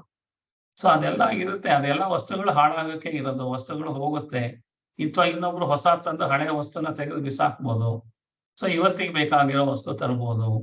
ಸೊ ಈ ತರದ್ರೊಳಗೆ ನಾನು ಹಳೆಯದಕ್ಕೆಲ್ಲ ಅಂಟ್ಕೊಂಡು ಅದೇ ಗ್ರೇಟ್ ಅಂತ ನೋವು ಮಾಡ್ಕೊಳ್ತಾ ಇರೋದು ನಾನೇನೆ. ಯಾರು ಹೊರಗಡೆಯವ್ರು ನೋವು ಮಾಡ್ತಾ ಇಲ್ಲ. ನನ್ನ ಪೊಸೆಷನ್ ಇಂದ ಬಿಡಿಸ್ಕೊಳ್ಳೋದಲ್ಲ ಇದ್ರೆ ನನಗೆ ನೋವು ಆಗೋದು ಕಡಿಮೆ ಆಗೋದು. ನನ್ನ ಆಬ್ಲಿಗೇಷನ್ಸ್ ಇದೆ. ನಾನು ಮಕ್ಕಳಿಗೆ ಮದುವೆ ಮಾಡೋದು, ಅಪ್ಪ ಅಮ್ಮನ ನೋಡ್ಕೊಳ್ಳೋದು, ಇವೆರಡು ಇರ್ಬೋದು ಆಬ್ಲಿಗೇಷನ್. ಅದು ಬಿಟ್ಟು ನನ್ನ ಮೊಮ್ಮಗನಿಗೆ ಸೀಟ್ ಸಿಕ್ಲಿಲ್ಲ ಅಥವಾ ಪಕ್ಕದ ಮನೆಯವ್ರಿಗೆ ಯಾರಿಗೂ ಮದುವೆ ಆಗ್ಲಿಲ್ಲ, ಈ ತರದ ನಾನು ಯಾವ್ಯಾವುದೋ ಯೋಚನೆಗಳನ್ನೆಲ್ಲ ಮನಸ್ಸಿನಲ್ಲಿ ಇಟ್ಕೊಂಡು ನಮ್ಮ ಚಿಕ್ಕಪ್ಪನ ಇದಕ್ಕಾಗ್ಲಿಲ್ಲ, ಇದಾಗ್ಲಿಲ್ಲ, ಏನೇನೋ ಆಬ್ಲಿಗೇಷನ್ಸ್ ನ ಇಟ್ಕೊಂಡು ನಾನು ಒದ್ದಾಡ್ತಾ ಇದ್ದೆ. ಸೊ ಅಟ್ಲೀಸ್ಟ್ 50 ವರ್ಷದ ತನಕ ಶಕ್ತಿ ಇರ್ಬೋದು, ಮಾಡ್ಬೋದು. ಎಲ್ಲ ಬೇರೆ ಬೇರೆ ಜವಾಬ್ದಾರಿಗಳನ್ನು ಎಲ್ಲಾರ್ದು ತಗೊಂಡು ಮಾಡ್ಬೋದು. ಆಮೇಲೆ ನನ್ನ ಆಬ್ಲಿಗೇಷನ್ ಏನಿದೆ ಅಂತ ನೋಡ್ಕೊಂಡು ನನ್ನ ಆಬ್ಲಿಗೇಷನ್ ಮಾತ್ರ ಬೇಗ ಬೇಗ ಮುಗಿಸ್ಕೊಳ್ಳೋದಕ್ಕೆ, ಅದರಿಂದ ಬಿಡುಗಡೆ ಮಾಡ್ಕೊಳ್ಳೋದಕ್ಕೆ ಪ್ರಯತ್ನ ಮಾಡಬೇಕು. ಒಂದು ಪೊಸೆಷನ್ ಇಂದ ಬಿಡುಗಡೆ ಮಾಡ್ಕೊಳ್ಳೋದಿಲ್ಲ ಇದ್ರೆ ಖಂಡಿತ ನೋವಾಗುತ್ತೆ. ಆಬ್ಲಿಗೇಷನ್ಸ್ ಅಲ್ಲೂ ಇದ್ರೆ ನನಗೆ ಒಂದು ತರ ಹಿಂಸೆ ಆಗ್ತಾ ಇರುತ್ತೆ. ಮದುವೆ ಮಾಡ್ಲಿಲ್ಲ, ಅದ್ ಮಾಡ್ಲಿಲ್ಲ, ಇದ್ ಮಾಡ್ಲಿಲ್ಲ, ಹೆಂಡತಿಗೆ ಒಂದು ವ್ಯವಸ್ಥೆ ಮಾಡ್ಲಿಲ್ಲ, ಗಂಡಂಗೆ ಒಂದು ಇನ್ಕಮ್ ಬರೋ ತರ ಮಾಡ್ಲಿಲ್ಲ, ಈ ತರದೆಲ್ಲ ಆಬ್ಲಿಗೇಷನ್ಸ್ ಬೇಕಾದಷ್ಟು ಇರುತ್ತೆ. ಯಾರ್ಯಾರೋ ಊರಿಗೆಲ್ಲ ಸಹಾಯ ಮಾಡ್ಬಿಟ್ಟು ಮನೆಯವ್ರಿಗೆ ಮಾಡ್ತಾ ಇಲ್ಲ ಅಂದ್ರೆ ಯಾರು ನೋಡ್ಕೋತಾರೆ ಅನ್ನೋದೆಲ್ಲ, ಅದು ಈ ತರದೆಲ್ಲ ಆಬ್ಲಿಗೇಷನ್ ಮುಂಚೆನೆ ಮಾಡ್ಕೊಂಡು ಬೇಗ ಬಿಡಬೇಕು ಅಂತ. ರಿಲೇಷನ್ಸ್, ಊರ್ ತುಂಬಾ ಫ್ರೆಂಡ್ಸ್, ನನ್ಗೆ ಇಷ್ಟೊಂದ್ ಜನ ನೆಂಟ್ರು ಇಷ್ಟರು ಎಲ್ಲ ಇದ್ದಾರೆ ಅಂತಂದ್ರೆ ಅದೆಲ್ಲ 45-50 ವರ್ಷ ತನಕ ಓಕೆ. ಆಮೇಲೆ ನನಗೆ ಊರ್ ತುಂಬಾ ಬೇಕಿಲ್ಲ, ಇದೆಲ್ಲ ನಾವು ಮೇಂಟೈನ್ ಮಾಡೋದಕ್ಕೆ ಕಷ್ಟ ಆಗುತ್ತೆ. ಸೊ ನಾನ್ ಅಂದ್ಕೊಳ್ತಾ ಇದ್ದೀನಿ, ನಾನು ಎಲ್ಲಾರು ಇಟ್ಕೋಬೇಕು ಅಂತ ಅಂದ್ಕೊಳ್ತಾ ಇದ್ದೀನಿ. ಅವ್ರು ಯಾರು ಮಾತಾಡಿಸ್ತಾ ಇಲ್ಲ ಅಂದ್ರೆ ಅವ್ರಿಗೆ ಅವ್ರದ್ದೇ ಆದ ಬೇಕಾದಷ್ಟು ಪ್ರಿಯಾರಿಟೀಸ್ ಇರುತ್ತೆ. ಆಮೇಲೆ ವಯಸ್ಸಾಗ್ತಾ ಆಗ್ತಾ ನಮ್ಗೆ ಮೆಮೊರಿನಲ್ಲೂ ಪ್ರಾಬ್ಲಮ್ ಜಾಸ್ತಿ ಆಗುತ್ತೆ. ನಮ್ದು ಇತ್ತೀಚಿನ ಮೆಮೊರಿ ಎಲ್ಲ ಕಡಿಮೆ ಆಗ್ತಾ ಹೋಗುತ್ತೆ. ನಿನ್ನೆ ಮೊನ್ನೆದು, ಈ ವರ್ಷದ್ದು, ಈ ತಿಂಗಳದ್ದು, ಹಿಂದಿನ ತಿಂಗಳದ್ದು ಮೆಮೊರಿ ಕಡಿಮೆ ಆಗಿ ಹಳೆ ಮೆಮೊರಿನೇ ಜಾಸ್ತಿ ಇರುತ್ತೆ. ಸೊ ರಿಲೇಷನ್ಸ್, ಬೇಕಾದಷ್ಟು ರಿಲೇಷನ್ಸ್ ಇದ್ರೂ ರಿಲೇಷನ್ಸ್ ನ ಎಲ್ಲಿಗೆ ಲಿಮಿಟ್ ಮಾಡ್ಕೋಬೇಕು, ಎಷ್ಟನ್ನ ಮಾಡ್ಕೋಬೇಕು. 45-50 ವರ್ಷ ಆಗ್ತಿದ್ದ ಹಾಗೆ ಆದಷ್ಟು ರಿಲೇಷನ್ಸ್, ಫ್ರೆಂಡ್ಸ್ ಎಲ್ಲದನ್ನು ಎಷ್ಟು ಮಿನಿಮಮ್ ಮಾಡ್ಕೋಬೇಕೋ ಅಷ್ಟು ಮಾಡ್ಕೋಬೇಕು. ಇದೆ ಹೋದ್ರೆ ಎನರ್ಜಿ ಇರಲ್ಲ, ಮೊದ್ಲಿದ್ದಷ್ಟೇ ಎನರ್ಜಿ ಇರಲ್ಲ. ಸೊ ಹಾಗಾಗಿ ಏನಾಗುತ್ತೆ, ನಾನು ಇನ್ನೂ ಅಲ್ಲೇ ಕುಣಿತಾ ಇರ್ತೀನಿ, ಅಲ್ಲೇ ಕುಪ್ಪಡಿಸ್ತಾ ಇರ್ತೀನಿ ಅಂತಂದ್ರೆ ನೀವು ಆತ್ಮಜ್ಞಾನಕ್ಕೆ ಬಂದಿಲ್ಲ, ಇನ್ನು ಮೋಕ್ಷದ ಕಡೆಗೆ ಇಷ್ಟ ಇಲ್ಲ ನಿಮ್ಗೆ, ಅಲ್ಲೇ ಇರ್ತೀವಿ ಅಂದ್ರೆ ಓಕೆ ಇದ್ಬಿಡಿ. ಅಲ್ಲಿಗೆ ಇರೋದೇ ಮೋಕ್ಷದ ಕಡೆ ಬೇಕಾಗಿಲ್ಲ ಅಂತಂದ್ರೆ ಅಲ್ಲೇ ಇರ್ಬೋದು. ಸೊ ಅದರಲ್ಲಿ ಪರ್ಮನೆಂಟ್ ಆಗಿ ಏನಿಲ್ಲ, ಒಂದ್ ದಿವಸ ಮೇಲ್ ಇರ್ತೀರಾ, ಒಂದ್ ದಿವಸ ಕೆಳಗಿರ್ತೀರಾ, ಒಂದ್ ದಿವಸ ಖುಷಿಯಾಗಿ, ಒಂದ್ ದಿವಸ ಖುಷಿ ಇಲ್ದಲೇನೆ ದುಃಖ ಮಾಡ್ಕೊಂಡು ಇರ್ತೀರ. ಸೊ ಅದಾದ್ಮೇಲೆ ಏನಾಗುತ್ತೆ, ಸೊ ನಮಗೂ ವಯಸ್ಸಾಗ್ತಾ ಆಗ್ತಾ ಮೆಮೊರಿ ಹೆಚ್ಚು ಕಡಿಮೆ ಆಗುತ್ತೆ. ಹೊಸ ಮೆಮೊರಿಗಳೆಲ್ಲ ಇದ್ದರೆ ಹಳೆ ಮೆಮೊರಿ ಇರುತ್ತೆ. ಯಾರ ಹತ್ರ ಬಂದ್ರೂ ನಾನು ಅವಾಗ ನಾನು 1947 SLC ಓದುವಾಗ ಈ ತರ ಕತೆ ಹೇಳಿದ್ರೆ ಯಾರು ಕೇಳಿಸ್ಕೊತಾರೆ? ಆಮೇಲೆ ಎಲ್ಲಾರ ಹತ್ರನೂ ಅದೇ ಕತೆ ಹೇಳಿದ್ರೆ, ಯಾರ ಹತ್ರ ಹೇಳಿದೀನಿ ಕತೆ ಅಂತ ಗೊತ್ತೇ ಇಲ್ಲ ನನ್ಗೆ. ಬಂದವ್ರ ಹತ್ರ ಎಲ್ಲ ಅದೇ ಕತೆ ಹೇಳಿದ್ರೆ ಕೇಳಿಸ್ಕೋಬೇಕು ಅಂದ್ರೆ ಯಾರು ಕೇಳಿಸ್ಕೊತಾರೆ? ಸೊ ಹಾಗಾಗಿ ಈ ರಿಲೇಷನ್ಸ್ ಅಲ್ಲಿ ಇರೋದು, ನೀವು ಮೆಡಿಟೇಷನ್ ಕೂತ್ಕೊಂಡ್ರೆ ಆಗಲ್ಲ. ಈ ತರದ್ದೆಲ್ಲ ಯೋಚನೆಗಳ ಮೇಲಿಂದ ಮೇಲೆ ಬಂದ್ರೆ ನಿಮ್ಗೆ ಮೊದಲು ಪೊಸೆಷನ್ ಬಿಡಿಸ್ಕೊಳ್ದಲ್ಲ ಇದ್ರೆ ನೀವು ಮೆಡಿಟೇಷನ್, ಧ್ಯಾನ, ಮನಸ್ಸಿನ ಒಳಗಡೆ ಹೋಗಕ್ಕಾಗಲ್ಲ. ಆಬ್ಲಿಗೇಷನ್ ಕಂಪ್ಲೀಟ್ ಮಾಡ್ಕೊಳ್ದಲ್ಲ ಇದ್ರೆ ಆಗಲ್ಲ. ಸೊ ಇದೆಲ್ಲ ದುಡ್ಡು ಕಾಸು ಇದ್ದವ್ರಿಗೆ ಹೇಳ್ತಾ ಇರೋದು. ದುಡ್ಡು ಕಾಸು ಇದ್ದವ್ರು ಮಾಡ್ಕೊಳ್ತಾ ಇಲ್ವಲ್ಲ. ಯಾಕೆ ಮಾಡ್ಕೊತಾ ಇಲ್ಲ ಅಂತಂದ್ರೆ ಸರಿಯಾಗಿ ಪ್ಲಾನಿಂಗ್ ಮಾಡಿಲ್ಲ ಅಥವಾ ಸರಿಯಾಗಿ ಮಾಡ್ಕೊಂಡಿಲ್ಲ. ಟ್ರಾನ್ಸಾಕ್ಷನ್ ಅಂತಂದ್ರೆ ನಂದು 25 ಅಕೌಂಟ್ ಇದೆ, ನಾನು ಅಲ್ಲೂ ಮಾಡ್ತಾ ಇದ್ದೀನಿ, ಇಲ್ಲೂ ಮಾಡ್ತಾ ಇದ್ದೀನಿ, ನಾನು ಮೈಸೂರಲ್ಲಿ ಒಂದು ಸೈಟ್ ಇದೆ, ಇನ್ನೆಲ್ಲೋ ಇನ್ನೊಂದ್ ಕಡೆ ಸೈಟ್ ಇದೆ, ಅಲ್ಲೆಲ್ಲ 25 ಕಡೆ ಸೈಟ್ ಇದೆ, ಮಕ್ಳಿಗೆಲ್ಲ ಅಲ್ಲಿ ಹೋಗಿ ನೋಡ್ಕೊಂಬ ಅನ್ನೋದು ಜಗಳ, ಸಿಟ್ಟು. ನಮ್ಗೆ ಪುರ್ಸೊತ್ತಿಲ್ಲ, ನೀವ್ ಏನೇನೋ ಹೇಳಿದ್ರೆ ಕೆಲಸ ಮಾಡಕ್ಕಾಗತ್ತಾ? ಸೊ ನನ್ಗೊಂದಿಷ್ಟು ನಮ್ಮ ತಾತನ ಚಿನ್ನ ಇದೆ, ನಮ್ಮ ಅತ್ತಿ ಜಂಜಿ ಚಿನ್ನ ಇದೆ ಅಂತಂದ್ರೆ ಅದೆಲ್ಲ ಯಾರಿಗ್ ಬೇಕಾಗಿದೆ? ಚಿನ್ನ ಕರಗಿಸ್ಬಿಟ್ಟು ದುಡ್ಡು ಕೊಟ್ರೆ ಇಸ್ಕೊತಾರೆ ಅಷ್ಟೇ ಹೊರತು ನಿಮ್ ಓಲೆ, ನಿಮ್ ಡಿಸೈನು, ನಿಮ್ಮ ಪ್ಯಾಟ್ರನ್ ಎಲ್ಲ ಇಟ್ಕೊಂಡಿರಿ ಅಂತಂದ್ರೆ ಯಾರು ಇಟ್ಕೊಳಕ್ ಸಾಧ್ಯ ಇಲ್ಲ. ಆಮೇಲೆ ನಿಮ್ಗೆ ಅದನ್ನ ಇಟ್ಕೊಳಕ್ಕೂ ಕಷ್ಟ. ಸೊ ಹಾಗಾಗಿ ಯಾವ್ಯಾವಾಗ ರಿಟೈರ್ಮೆಂಟ್ ಗಳನ್ನ ಬಿಟ್ಟು ಹೊರಗೆ ಬರೋದೇನಿದೆ, ಟ್ರಾನ್ಸಾಕ್ಷನ್ ಗಳನ್ನ ಕಡಿಮೆ ಮಾಡ್ಕೊಳ್ಳೋದು. PORT ಅಂದ್ರೆ ಪೋರ್ಟ್. ಈ 4ನ್ನ ನಾವು ಕಡಿಮೆ ಮಾಡ್ಕೊಳ್ಳದಲ್ಲೇ ಇದ್ರೆ ಆಧ್ಯಾತ್ಮಕ್ಕೆ ಅಥವಾ ಮನಸ್ಸಿನ ಶಾಂತತೆಗೆ ಬರಕ್ ಸಾಧ್ಯ ಇಲ್ಲ. ವಯಸ್ಸಾದ್ಮೇಲೆ ನಾವು ಬೇಕಾಗಿರೋದು ಮನಸ್ಸಿನ ನೆಮ್ಮದಿ, ಮನಸ್ಸಿನ ಶಾಂತಿನೇ ಹೊರತು ಊಟನೂ ಜಾಸ್ತಿ ಮಾಡಕ್ಕಾಗಲ್ಲ, ಒಡವೆನೂ ಜಾಸ್ತಿ ಹೇರ್ಕೊಳಕ್ಕಾಗಲ್ಲ. ದೊಳ್ಳೆ ಮೈಸೂರು ಸಿಲ್ಕ್ ಸೀರೆ 50,000 ರೂಪಾಯಿ ಕೊಡಿಸ್ತೀನಿ ಅಂದ್ರೆ ಸೊಂಟನೇ ಇರಲ್ಲ ಉಟ್ಕೊಳಕ್ಕೆ. ನಮ್ಗೂ ಗಂಡಸರಿಗೆ ಆಗ್ಲಿ ಹೆಂಗಸರಿಗೆ ಆಗ್ಲಿ ಸೂಟ್ ಹಾಕೋ, ಕೋಟ್ ಹಾಕೋ ಅಂದ್ರೆ ಹಿಂಸೆ ಆಗುತ್ತೆ. ಸೊ ಆಗಲ್ಲ, ಅವೆಲ್ಲ ಮಾಡಕ್ಕೆ ಆಗ್ದಲೇ ಇದ್ದಾಗ ಬೇಕಾಗಿರೋದು ಡೈಜೆಸ್ಟ್ ಆಗುವಂತ ಫುಡ್ ಸಿಗ್ತಾ ಇದೆಯಾ ಅದಕ್ಕೆ ಯೋಚನೆ ಮಾಡಿ, ಬಾಕಿ ಅಂತೆ ಮನಸ್ಸನ್ನ ಯಾವ್ಯಾವ್ದೋ ಗಲಿಬಿಲಿ ಪ್ರಪಂಚದಲ್ಲಿ ಏನೇನೋ ಆಗ್ತಾ ಇದೆ ಅಂತ ಅದನ್ನೆಲ್ಲ ಮನಸ್ಸಿನಲ್ಲಿ ಇಟ್ಕೊಂಡು ಹಿಂಸೆ ಮಾಡ್ಕೊಳ್ಳೋದ್ರ ಬದಲು ಈ ಭಜಗೋವಿಂದಂ ಅಂತಂದ್ರೆ ಆತ್ಮಜ್ಞಾನದ ಕಡೆಗೆ ಮನಸ್ಸನ್ನ ತಿರುಗಿಸ್ಕೋಬೇಕು ಅಂತ ಹೇಳೋದಕ್ಕೆ ಇದನ್ನ ಕಡಿಮೆ ಮಾಡ್ಕೋಬೇಕು. ಏನ್ನ? Port, possession, obligation, relation and transaction. ಈ 4ನ್ನು ಯಾರು ಕಟ್ ಮಾಡ್ಕೊಳ್ತಾರೋ ಅವರನ್ನ ಸನ್ಯಾಸಿ ಅಂತ ಹೇಳಿ. ನಾನು ಬರೀ ಬಟ್ಟೆ ಹಾಕೊಂಡ್ಬಿಟ್ರೆ ನಾನು ಸನ್ಯಾಸಿ ಆಗ್ಲಿಲ್ಲ. ಈ 4 ಯಾರು ಕಡಿಮೆ ಮಾಡಿ, ನೀವು ಮಾಡ್ಕೊಂಡ್ರೆ ನೀವೇ ಸನ್ಯಾಸಿ, ಎಲ್ಲಾರ ಜೊತೆಯಲ್ಲಿದ್ದೆ ನೀವೇ ಸನ್ಯಾಸಿ. ಸೊ ಹಾಗಾಗಿ ಇದಕ್ಕೆ ರೆಡಿ ಆಗ್ಬೇಕು ಅಂತ ಹೇಳಿ, ಅಗ್ರೇ ವನ್ಹಿ ಪುಷ್ಟೇ ಭಾನು ರಾತ್ರೌ ಚುಬಕ ಸಮರ್ಪಿತ ಜಾನು ಕರತಲ ಭಿಕ್ಷುಸ್ತರುತಲ ವಾಸಃ. ಇಷ್ಟೆಲ್ಲ ಮಾಡಿ ಸನ್ಯಾಸಿ ತರ ಇದ್ರುವೆ ತದಪಿನ ಮುಂಚತ್ಯಾಶ, ಆದ್ರೂ ಆಸೆ ನಾನು ಬಿಟ್ಟಿಲ್ಲ ಅಂತಂದ್ರೆ ಯಾರು ಬಿಡ್ಸಕ್ ಸಾಧ್ಯ ಇದೆ ಅಂತ ಹೇಳೋದಕ್ಕೆ ಇರೋವಂಥದ್ದು ಈ ಶ್ಲೋಕದಲ್ಲಿ ಬೇಕಾದಷ್ಟು ಅರ್ಥಗಳಿದೆ. ಅದನ್ನ ಅರ್ಥ ಮಾಡ್ಕೊಂಡ್ರೆ ಬೆಟರ್. ನೆಕ್ಸ್ಟ್ ಅಂತ ಹೇಳ್ತೀರಮ್ಮ. ಕುರುತೆ ಗಂಗಾ ಸಾಗರ ಗಮನಂ ವ್ರತ ಪರಿಪಾಲನಂ ಅಥವಾ ದಾನಂ. ಕುರುತೆ ಗಂಗಾ ಸಾಗರ ಗಮನಂ ವ್ರತ ಪರಿಪಾಲನಂ ಅಥವಾ ದಾನಂ. ಜ್ಞಾನವಿಹೀನಃ ಸರ್ವಮತೇನ ಜ್ಞಾನವಿಹೀನಃ ಸರ್ವಮತೇನ ಭಜತಿ ನ ಮುಕ್ತಿಂ ಜನ್ಮಶ್ರುತೇನ. ಭಜ ಗೋವಿಂದಂ ಭಜ ಗೋವಿಂದಂ ಗೋವಿಂದಂ ಭಜ ಮೂಢಮತೆ. ಗಂಗಾ ಸಾಗರ ಗಮನಂ ವ್ರತ ಪರಿಪಾಲನಂ ಅಥವಾ ದಾನಂ ಜ್ಞಾನವಿಹೀನಂ ಸರ್ವಮತೇನ ಭಜತಿ ನ ಮುಕ್ತಿಂ ಜನ್ಮ ಶತೇನ.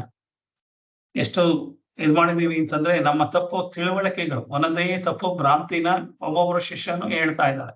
ಅವ್ರು ಹೇಳಿರೋದೆಲ್ಲ ಆಯ್ತು ಶಂಕರಾಚಾರ್ಯರು, ಇವರು ಬೇರೆ ಬೇರೆ ತಪ್ಪುಗಳನ್ನ ನಾವು ಏನ್ ಮಾಡ್ತಾ ಇದೀವಿ ಅಂತ. ನಮಗೆ ಅನ್ಸಿರೋದು ಏನಂತಂದ್ರೆ ದಾನ ಮಾಡ್ಬಿಟ್ರೆ, ಅದ್ ಮಾಡ್ಬಿಟ್ರೆ, ಇದ್ ಮಾಡ್ಬಿಟ್ರೆ ನಮ್ಗೆ ಮುಕ್ತಿ ಸಿಗುತ್ತೆ ಅಂತ ಅನ್ಕೊಂಡಿರೋದಕ್ಕೆ, ಈ ಭ್ರಾಂತಿನ ಹೋಗ್ಲಾಡ್ಸೋದಕ್ಕೆ ಇಲ್ಲಿ ಈ ಪದ್ಯ ಬರ್ದಿದ್ದಾರೆ, ಈ ಶ್ಲೋಕ ಬರ್ದಿದ್ದಾರೆ. ಕುರುತೆ ಗಂಗಾ ಸಾಗರ ಗಮನ.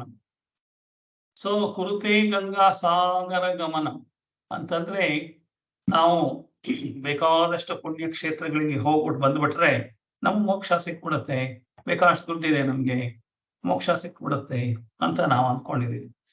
ಸೊ ಕುರುತೆ ಸಾಗರ ಗಂಗಾ ಸಾಗರ ಗಮನ, ಅದುವೇ ಇಂಥ ಕಡೆ 3 ನದಿ ಸೇರೋ ಕಡೆ ಹೋದ್ರೆ, ಪ್ರಯಾಗದಲ್ಲಿ ಹೋದ್ರೆ, ಇನ್ನೆಲ್ಲೋ ಹೋದ್ರೆ ಬಹಳ ಪುಣ್ಯ ಸಿಗುತ್ತೆ.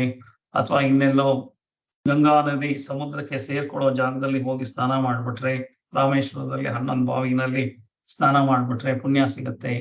ಈ ತರದ್ದೆಲ್ಲ ಮೇಲೇನೆ ನಮ್ಗೆ ಇದೆಲ್ಲ ಮಾಡ್ಬಿಟ್ರೆ ಸಿಗೋ ಹಾಗಿದ್ರೆ ದುಡ್ಡಿರೋಗೆಲ್ಲದೂ ನಮ್ಗೆ ಮೋಕ್ಷ ಸಿಕ್ಬಿಡ್ಬೇಕಾಗಿತ್ತು.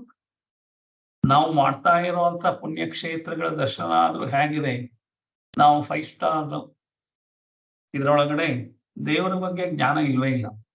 ನಾವು ಯಾವ ಬಸ್ಸಲ್ಲಿ ಹೋಗ್ಬೇಕು, ಅಲ್ಲಿರೋದ್ಮೇಲೆ ಯಾವ ತರ ನಮ್ಮ ಏರ್ಪೋರ್ಟ್ ಇಂದ ನಮ್ಮನ್ನ ಹ್ಯಾಕ್ ಕರ್ಕೊಂಡು ಹೋಗ್ತಾರೆ, ಅಲ್ಲಿ ಬೆಟ್ಟ ಹತ್ತೋದಕ್ಕೆ ಹೆಲಿಕಾಪ್ಟರ್ ಇದೆಯಾ, ಕತ್ತೆ ಇದೆಯಾ, ಸೊ ಅದೆಲ್ಲ ಮಾಡ್ಕೊಂಡು ದೇವ್ರ ಮುಂದೆ ಒಳಗಡೆ ಕರ್ಕೊಂಡು ಹೋಗಿ ಹೈ ಸ್ಪೀಡ್ ಅಲ್ಲಿ ಕ್ಯೂನಲ್ಲಿ ಹೋಗೋದಕ್ಕೆ ಎಷ್ಟು ದುಡ್ಡು ಕೊಟ್ರೆ ಒಳಗಡೆ ಸೀದಾ ದೇವ್ರ ಹತ್ರ ಕರ್ಕೊಂಡು ಹೋಗ್ಬಿಡ್ತಾರೆ. ಈ ತರ ಎಲ್ಲ ಮಾಡಿ ನನಗೆ ಪುಣ್ಯ ಸಿಗತ್ತೆ ಅನ್ನೋದಾಗಿದ್ರೆ ಸಿಕ್ಬಿಡ್ಬೇಕಾಯ್ತು ಎಲ್ರಿಗೂ. ಇದೆಲ್ಲ ಬರೀ ಟೂರಿಸಂ ಆಯ್ತೆ ಹೊರತು ಈ ತರದ ಪುಣ್ಯಕ್ಷೇತ್ರಗಳ ದರ್ಶನನ ಇದನ್ನ ಯಾರನ್ನು ಪುಣ್ಯಕ್ಷೇತ್ರದ ದರ್ಶನ ಅಂತ ಹೇಳಲ್ಲ. ಅವಾಗ್ಲೇ ಹೇಳಿದ್ದಾರೆ ಶಂಕರಾಚಾರ್ಯರು, ಈ ತರ ಎಲ್ಲ ಮಾಡಿದ್ರೆ ನನಗೆ ಪುಣ್ಯ ಸಿಗತ್ತೆ, ಇದರಿಂದ ನನಗೆ ಮೋಕ್ಷ ಸಿಗತ್ತೆ ಅಂತ ಅನ್ಕೊಂಡಿದ್ದೆ ಭ್ರಾಂತಿ. ಸೊ ಈ ಭ್ರಾಂತಿನ ಬಿಟ್ಟು ನಾನು ಬರಬೇಕು. ಎಲ್ಲಿಗೆ ಬರಬೇಕು? ಜ್ಞಾನಕ್ಕೆ ಬರಬೇಕು. ಅದನ್ನೇ ಹೇಳ್ತಾ ಇದ್ದಾರೆ. ಏನಂದ್ರೆ ಕುರುತೆ ಗಂಗಾ ಸಾಗರ ಗಮನ ಅಂದ್ರೆ ಬೇಕಾದಷ್ಟು ಪುಣ್ಯಕ್ಷೇತ್ರಗಳ ದರ್ಶನ ಮಾಡಿ, ಪುಣ್ಯಕ್ಷೇತ್ರಗಳಲ್ಲೆಲ್ಲ ಮಿಂದು ಎಲ್ಲಾ ಕಡೆ 12 ಜ್ಯೋತಿರ್ಲಿಂಗ ನೋಡಿದೀನಿ, ಇದ್ ನೋಡಿದೀನಿ, ಅದೆಲ್ಲ ನೋಡಿದ್ರೆ ತಾನೇ ನೀವು ಅಲ್ಲಿ ಇದ್ರ ದೇವರ ಹತ್ರ ನೀವು ನಿಮ್ಮ ಮನಸ್ಸಲ್ಲಿ ಇತ್ತ. ಸೊ ಬರೀ ಟ್ರಾವೆಲ್ಲು, ಬರೀ ಊಟ ತಿಂಡಿ, ಸೌತ್ ಇಂಡಿಯಾದವರೇ ಬರ್ತಾರಂತೆ, ಊಟ ಚೆನ್ನಾಗಿ ಮಾಡ್ತಾರಂತೆ, ಬೆಳಗ್ಗೆ 1 ತಿಂಡಿ, ಸಾಯಂಕಾಲ 1 ತಿಂಡಿ, ಮಧ್ಯಾಹ್ನ 1 ತಿಂಡಿ, ಬೇಕಾದೆಲ್ಲ ರುಚಿಯಾಗಿ ಮಾಡಿ ಹಾಕ್ತಾರೆ. ಸೊ ಎಷ್ಟು ಕಂಫರ್ಟಬಲ್ ಆಗಿತ್ತು ಅಂದ್ರೆ 5 ಸ್ಟಾರ್ ಹೋಟೆಲ್ ರೂಮ್ ಕೊಡ್ತಾರೆ, ಒಂದೊಂದು ಹೆಜ್ಜೆ ನಡೆಯೋ ಹಾಗಿಲ್ಲ ಹಾಗೆ ಕರ್ಕೊಂಡು ಹೋಗ್ತಾರೆ. ನಾವ್ ಎಷ್ಟು ಚೆನ್ನಾಗಿ ಯಾತ್ರೆ ಮಾಡ್ಕೊಂಡ್ ಬರ್ಬೋದು. ಇದನ್ನ ಯಾತ್ರೆ ಅಂತ ಹೇಳಿಲ್ಲ. ನಾವು ಮೈನ ದಂಡನೆ ಮಾಡಿ ಅವಾಗ ಮನಸ್ಥಿತಿನಲ್ಲಿ ಬೇರೆ ಚೇಂಜಸ್ ಆಗುತ್ತೆ. ಮನಸ್ಸನ್ನ ಊಟ ಸಿಕ್ಕಿದ್ರೊಳಗೆ ಹೇಗೆ ಇದಾಗುತ್ತೆ, ಆ ಒಂದು ಮನೋದಂಡನೆ, ದೇಹದಂಡನೆ ಎಲ್ಲ ಆದಾಗ ಅವಾಗ ಜ್ಞಾನದ ಕಡೆಗೆ ನಮಗೆ ಬರುತ್ತೆ. ಇಲ್ಲದೆ ಹೋದ್ರೆ ಎಲ್ಲದನ್ನ ಕಂಫರ್ಟ್ ಮಾಡಿದ್ರೆ ಆಸೆ ಇನ್ನೊಂದ್ ಸ್ವಲ್ಪ ಜಾಸ್ತಿ ಆಗುತ್ತೆ. ಈ ಟ್ರಾವೆಲ್ಸ್ ಅಲ್ಲಿ ಯಾಕೋ ಚೆನ್ನಾಗಿಲ್ವಂತೆ, ಆ ಟ್ರಾವೆಲ್ಸ್ ಅಲ್ಲಿ ಇನ್ನೂ ಚೆನ್ನಾಗಿದೆಯಂತೆ, ಹಾಗಾದ್ರೆ ನೆಕ್ಸ್ಟ್ ಟೈಮ್ ಆ ಟ್ರಾವೆಲ್ಸ್ ಅಲ್ಲಿ ಹೋಗೋಣ, ಇಲ್ಲಿ ಬರೀ 25,000ಕ್ಕೆ ಇಷ್ಟೇ ಕೊಡ್ಸೋದು, ಅಲ್ಲಿ ಹೋದ್ರೆ 1.5 ಲಕ್ಷಕ್ಕೆ ಇನ್ನೂ ತುಂಬಾ ಚೆನ್ನಾಗಿ ಕಂಫರ್ಟಬಲ್ ಆಗಿ. ಸೊ ಈ ತರದ್ರೊಳಗೆ ನಾವು ದೇವರಲ್ಲಿ ಎಲ್ಲಾರ್ನೂ ಹೋಲಿಸ್ಕೊಳ್ಳೋ ಹಾಗಿದ್ದಿದ್ರೆ ಮಾಡ್ಬಿಡ್ಬೋದಾಗಿತ್ತು. ಹಾಗಲ್ಲ, ಹಾಗಾಗಕ್ ಸಾಧ್ಯ ಇಲ್ಲ. ಕುರುತೆ ಗಂಗಾ ಸಾಗರ ಗಮನಂ, ಮನಸ್ಸು ಯಾವಾಗ್ಲೂ ದೇವರಲ್ಲಿ ನೆಟ್ಟಿರ್ಬೇಕು. ಅಷ್ಟು ಪೂರ್ತಿ ಪ್ರಯಾಣ ಮಾಡೋ ಅಷ್ಟು, ವಾಪಸ್ಸು ದೇವರನ್ನ ನೋಡ್ಕೊಂಡು ಬರೋ ಅಷ್ಟು ಅಲ್ಲಿ ತನಕ ನಾನು ಶ್ರಮ ವಹಿಸಿರ್ಬೇಕು. ಶ್ರಮನೇ ವಹಿಸ್ದಲೇನೆ ಸುಖ ಮಾಡ್ಕೊಂಡು, ದೇಹದ ಸುಖ ಇಂದ್ರಿಯ ಸುಖಗಳನ್ನೆಲ್ಲ ಮಾಡ್ಕೊಂಡು ದೇವ್ರ ಹತ್ರ ಹೋಗಿ, ಏನೋ ದೇವರು ತುಂಬಾ ಚೆನ್ನಾಗಿ ಅಲಂಕಾರ ಮಾಡಿದ್ದಾರೆ, ಆದ್ರೆ ಏನ ಬಂತು, ಎಲ್ಲಿದೆ ಭಕ್ತಿ, ಎಲ್ಲಿದೆ ನಮ್ಗೆ? ಏನೂ ಇಲ್ಲ. ಈ ತರದ್ದನ್ನ ನಾವು ಗ್ರೇಟ್ ಅನ್ಕೊಂಡು ಒಬ್ರ ಮೇಲೆ ಒಬ್ರು ಬಿದ್ದು, ಅಲ್ಲಿ ರಶ್ ಅಲ್ಲಿ ಒಬ್ರ ಮೇಲೆ ಒಬ್ರು ಬಿದ್ದು, ಅಲ್ಲಿ ದೇವಸ್ಥಾನಕ್ಕೆ ಹೋಗೋದು 10 ನಿಮಿಷ, ಅದ್ರ ಪಕ್ಕದಲ್ಲಿ ಬೀಚ್ ಇದೆಯಂತೆ ಚೆನ್ನಾಗಿದೆ, ಅಲ್ಲಿ ಯಾವ್ದೋ ಹೋಟ್ಲು ಚೆನ್ನಾಗಿದೆಯಂತೆ, ಚೆನ್ನಾಗಿರುತ್ತಂತೆ ದೋಸೆ, ಗೋಬಿ ಮಂಚೂರಿ, ಈ ತರದ್ರೊಳಗೆ ಇದ್ರೆ ದೇವರ ಬಗ್ಗೆ ಎಲ್ಲಿತ್ತು ಜ್ಞಾನ? ಇಲ್ಲ. ಅದಕ್ಕೆ ಕುರುತೈ ಗಂಗಾ ಸಾಗರ ಗಮನಂ ಅಂತ ಹೇಳ್ತಾ ಇದ್ದಾರೆ. ಅದಲ್ಲದೆ ವ್ರತ ಪರಿಪಾಲನಂ ಅಥವಾ ದಾನ, ಬೇರೆ ಬೇರೆ ದೊಡ್ಡ ದೊಡ್ಡ ವ್ರತಗಳನ್ನೆಲ್ಲ ಮಾಡ್ಬೋದು. ಮನೆಯಲ್ಲೇ ಕರೆಸಿ ನಾನು ವೆಂಕಟರಮಣ ಸ್ವಾಮಿಗೆ, ಬೇರೆ ಬೇರೆ ದೇವರುಗಳಿಗೆಲ್ಲ ಕಲ್ಯಾಣೋತ್ಸವ ಮಾಡಿಸ್ಬೋದು, ದೊಡ್ಡ ಪೆಂಡಾಲ್ ಹಾಕಿಸ್ಬೋದು, ಊರ್ನವ್ರಿಗೆಲ್ಲ ಊಟ ಹಾಕಿಸ್ಬೋದು.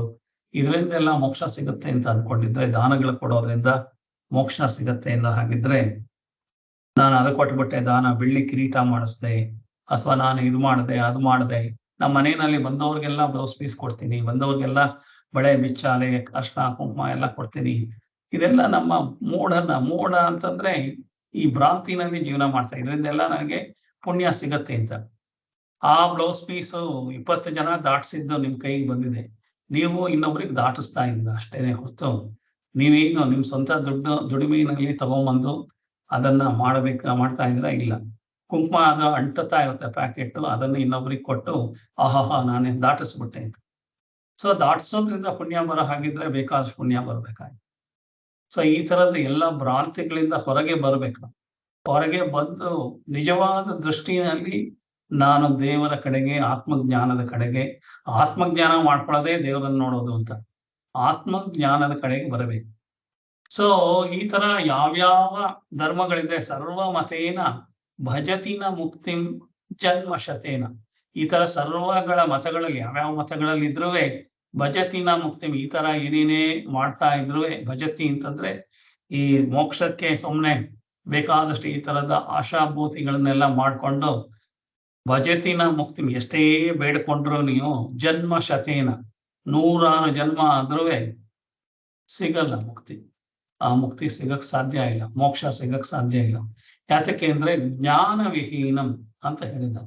ಆ ಜ್ಞಾನ ವಿಹೀನ ಆಗಿದ್ರೆ ಜ್ಞಾನ ಪಡ್ಕೋಬೇಕು, ಆತ್ಮಜ್ಞಾನ ಪಡ್ಕೊಂಡು ಇದೇನು ಮಾಡದೆ ಹೋದ್ರೂ ಮುಕ್ತಿ ಸಿಗುತ್ತೆ. ಆತ್ಮಜ್ಞಾನ ಒಂದು ಪಡ್ಕೊಳ್ಳದಲ್ಲೇ ಗಂಗಾ ಸಾಗರಕ್ಕೆ ಹೋಗ್ಬೋದು, ವ್ರತ ಪರಿಪಾಲನೆ ಮಾಡ್ಬೋದು, ದಾನ ಮಾಡ್ಬೋದು, ಅಥವಾ ಸುಮ್ಮನೆ ಭಜತಿ ಮಾಡ್ತಾ ಇರ್ಬೋದು, 100 ಜನದಲ್ಲಿ ಮಾಡಿದ್ರು ಸಿಗೋದಿಲ್ಲ.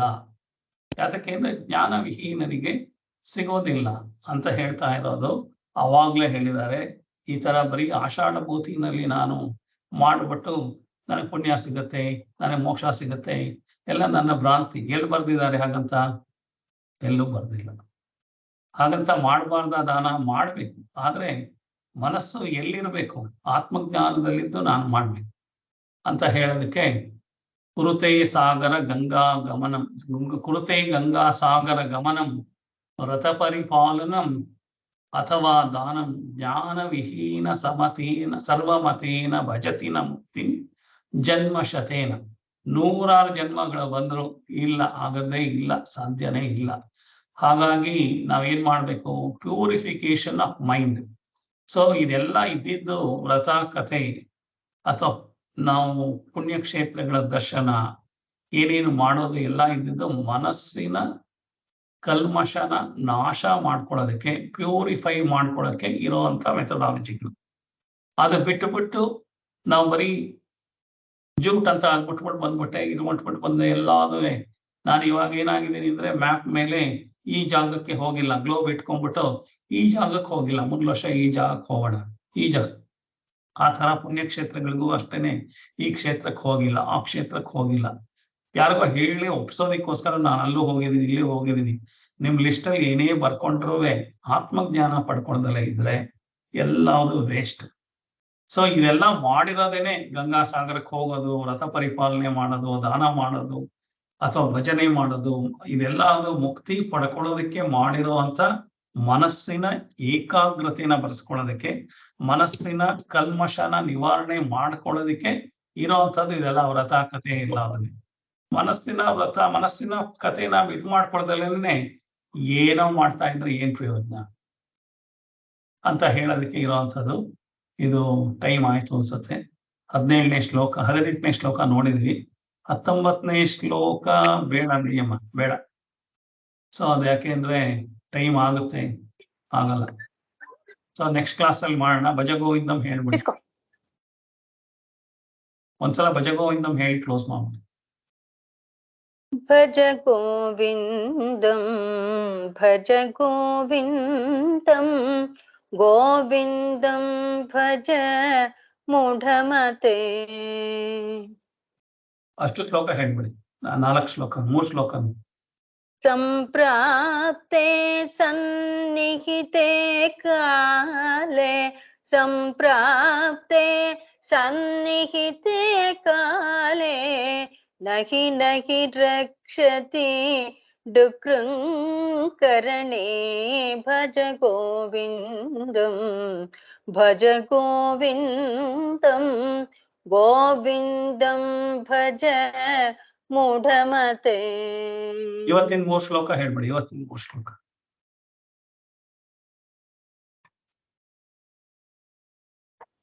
ಅಂಗಂ ಗಲಿತಂ ಅಂಗಂ ಗಲಿತಂ ಫಲಿತಂ ಡಂ ದಶನ ವಿಹೀನಂ ಜಾತಂ ತುಂಡಂ.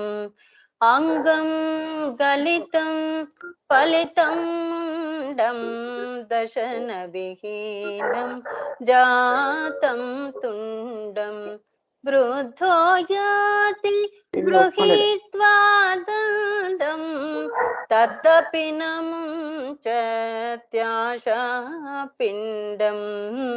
ಭಜ ಗೋವಿಂದಂ ಭಜ ಗೋವಿಂದಂ ಗೋವಿಂದಂ ಭಜ ಮೂಢಮತೆ.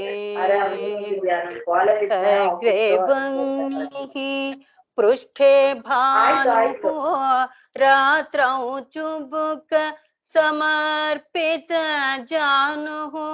ಅಗ್ರೆ ವನ್ನಿಃ ಪೃಷ್ಠೆ ಭಾನುಃ ರಾತ್ರೌ ಚುಬುಕ ಸಮರ್ಪಿತ ಜಾನುಃ. करतलभेक्षस्तरुतलवासः तदपि न मुञ्चत्याशापाशः. भज गोविन्दं भज गोविन्दं गोविन्दं भज मूढमते. कुरुते गंगा सागर गमनं व्रत परिपालनम् अथवा दानं.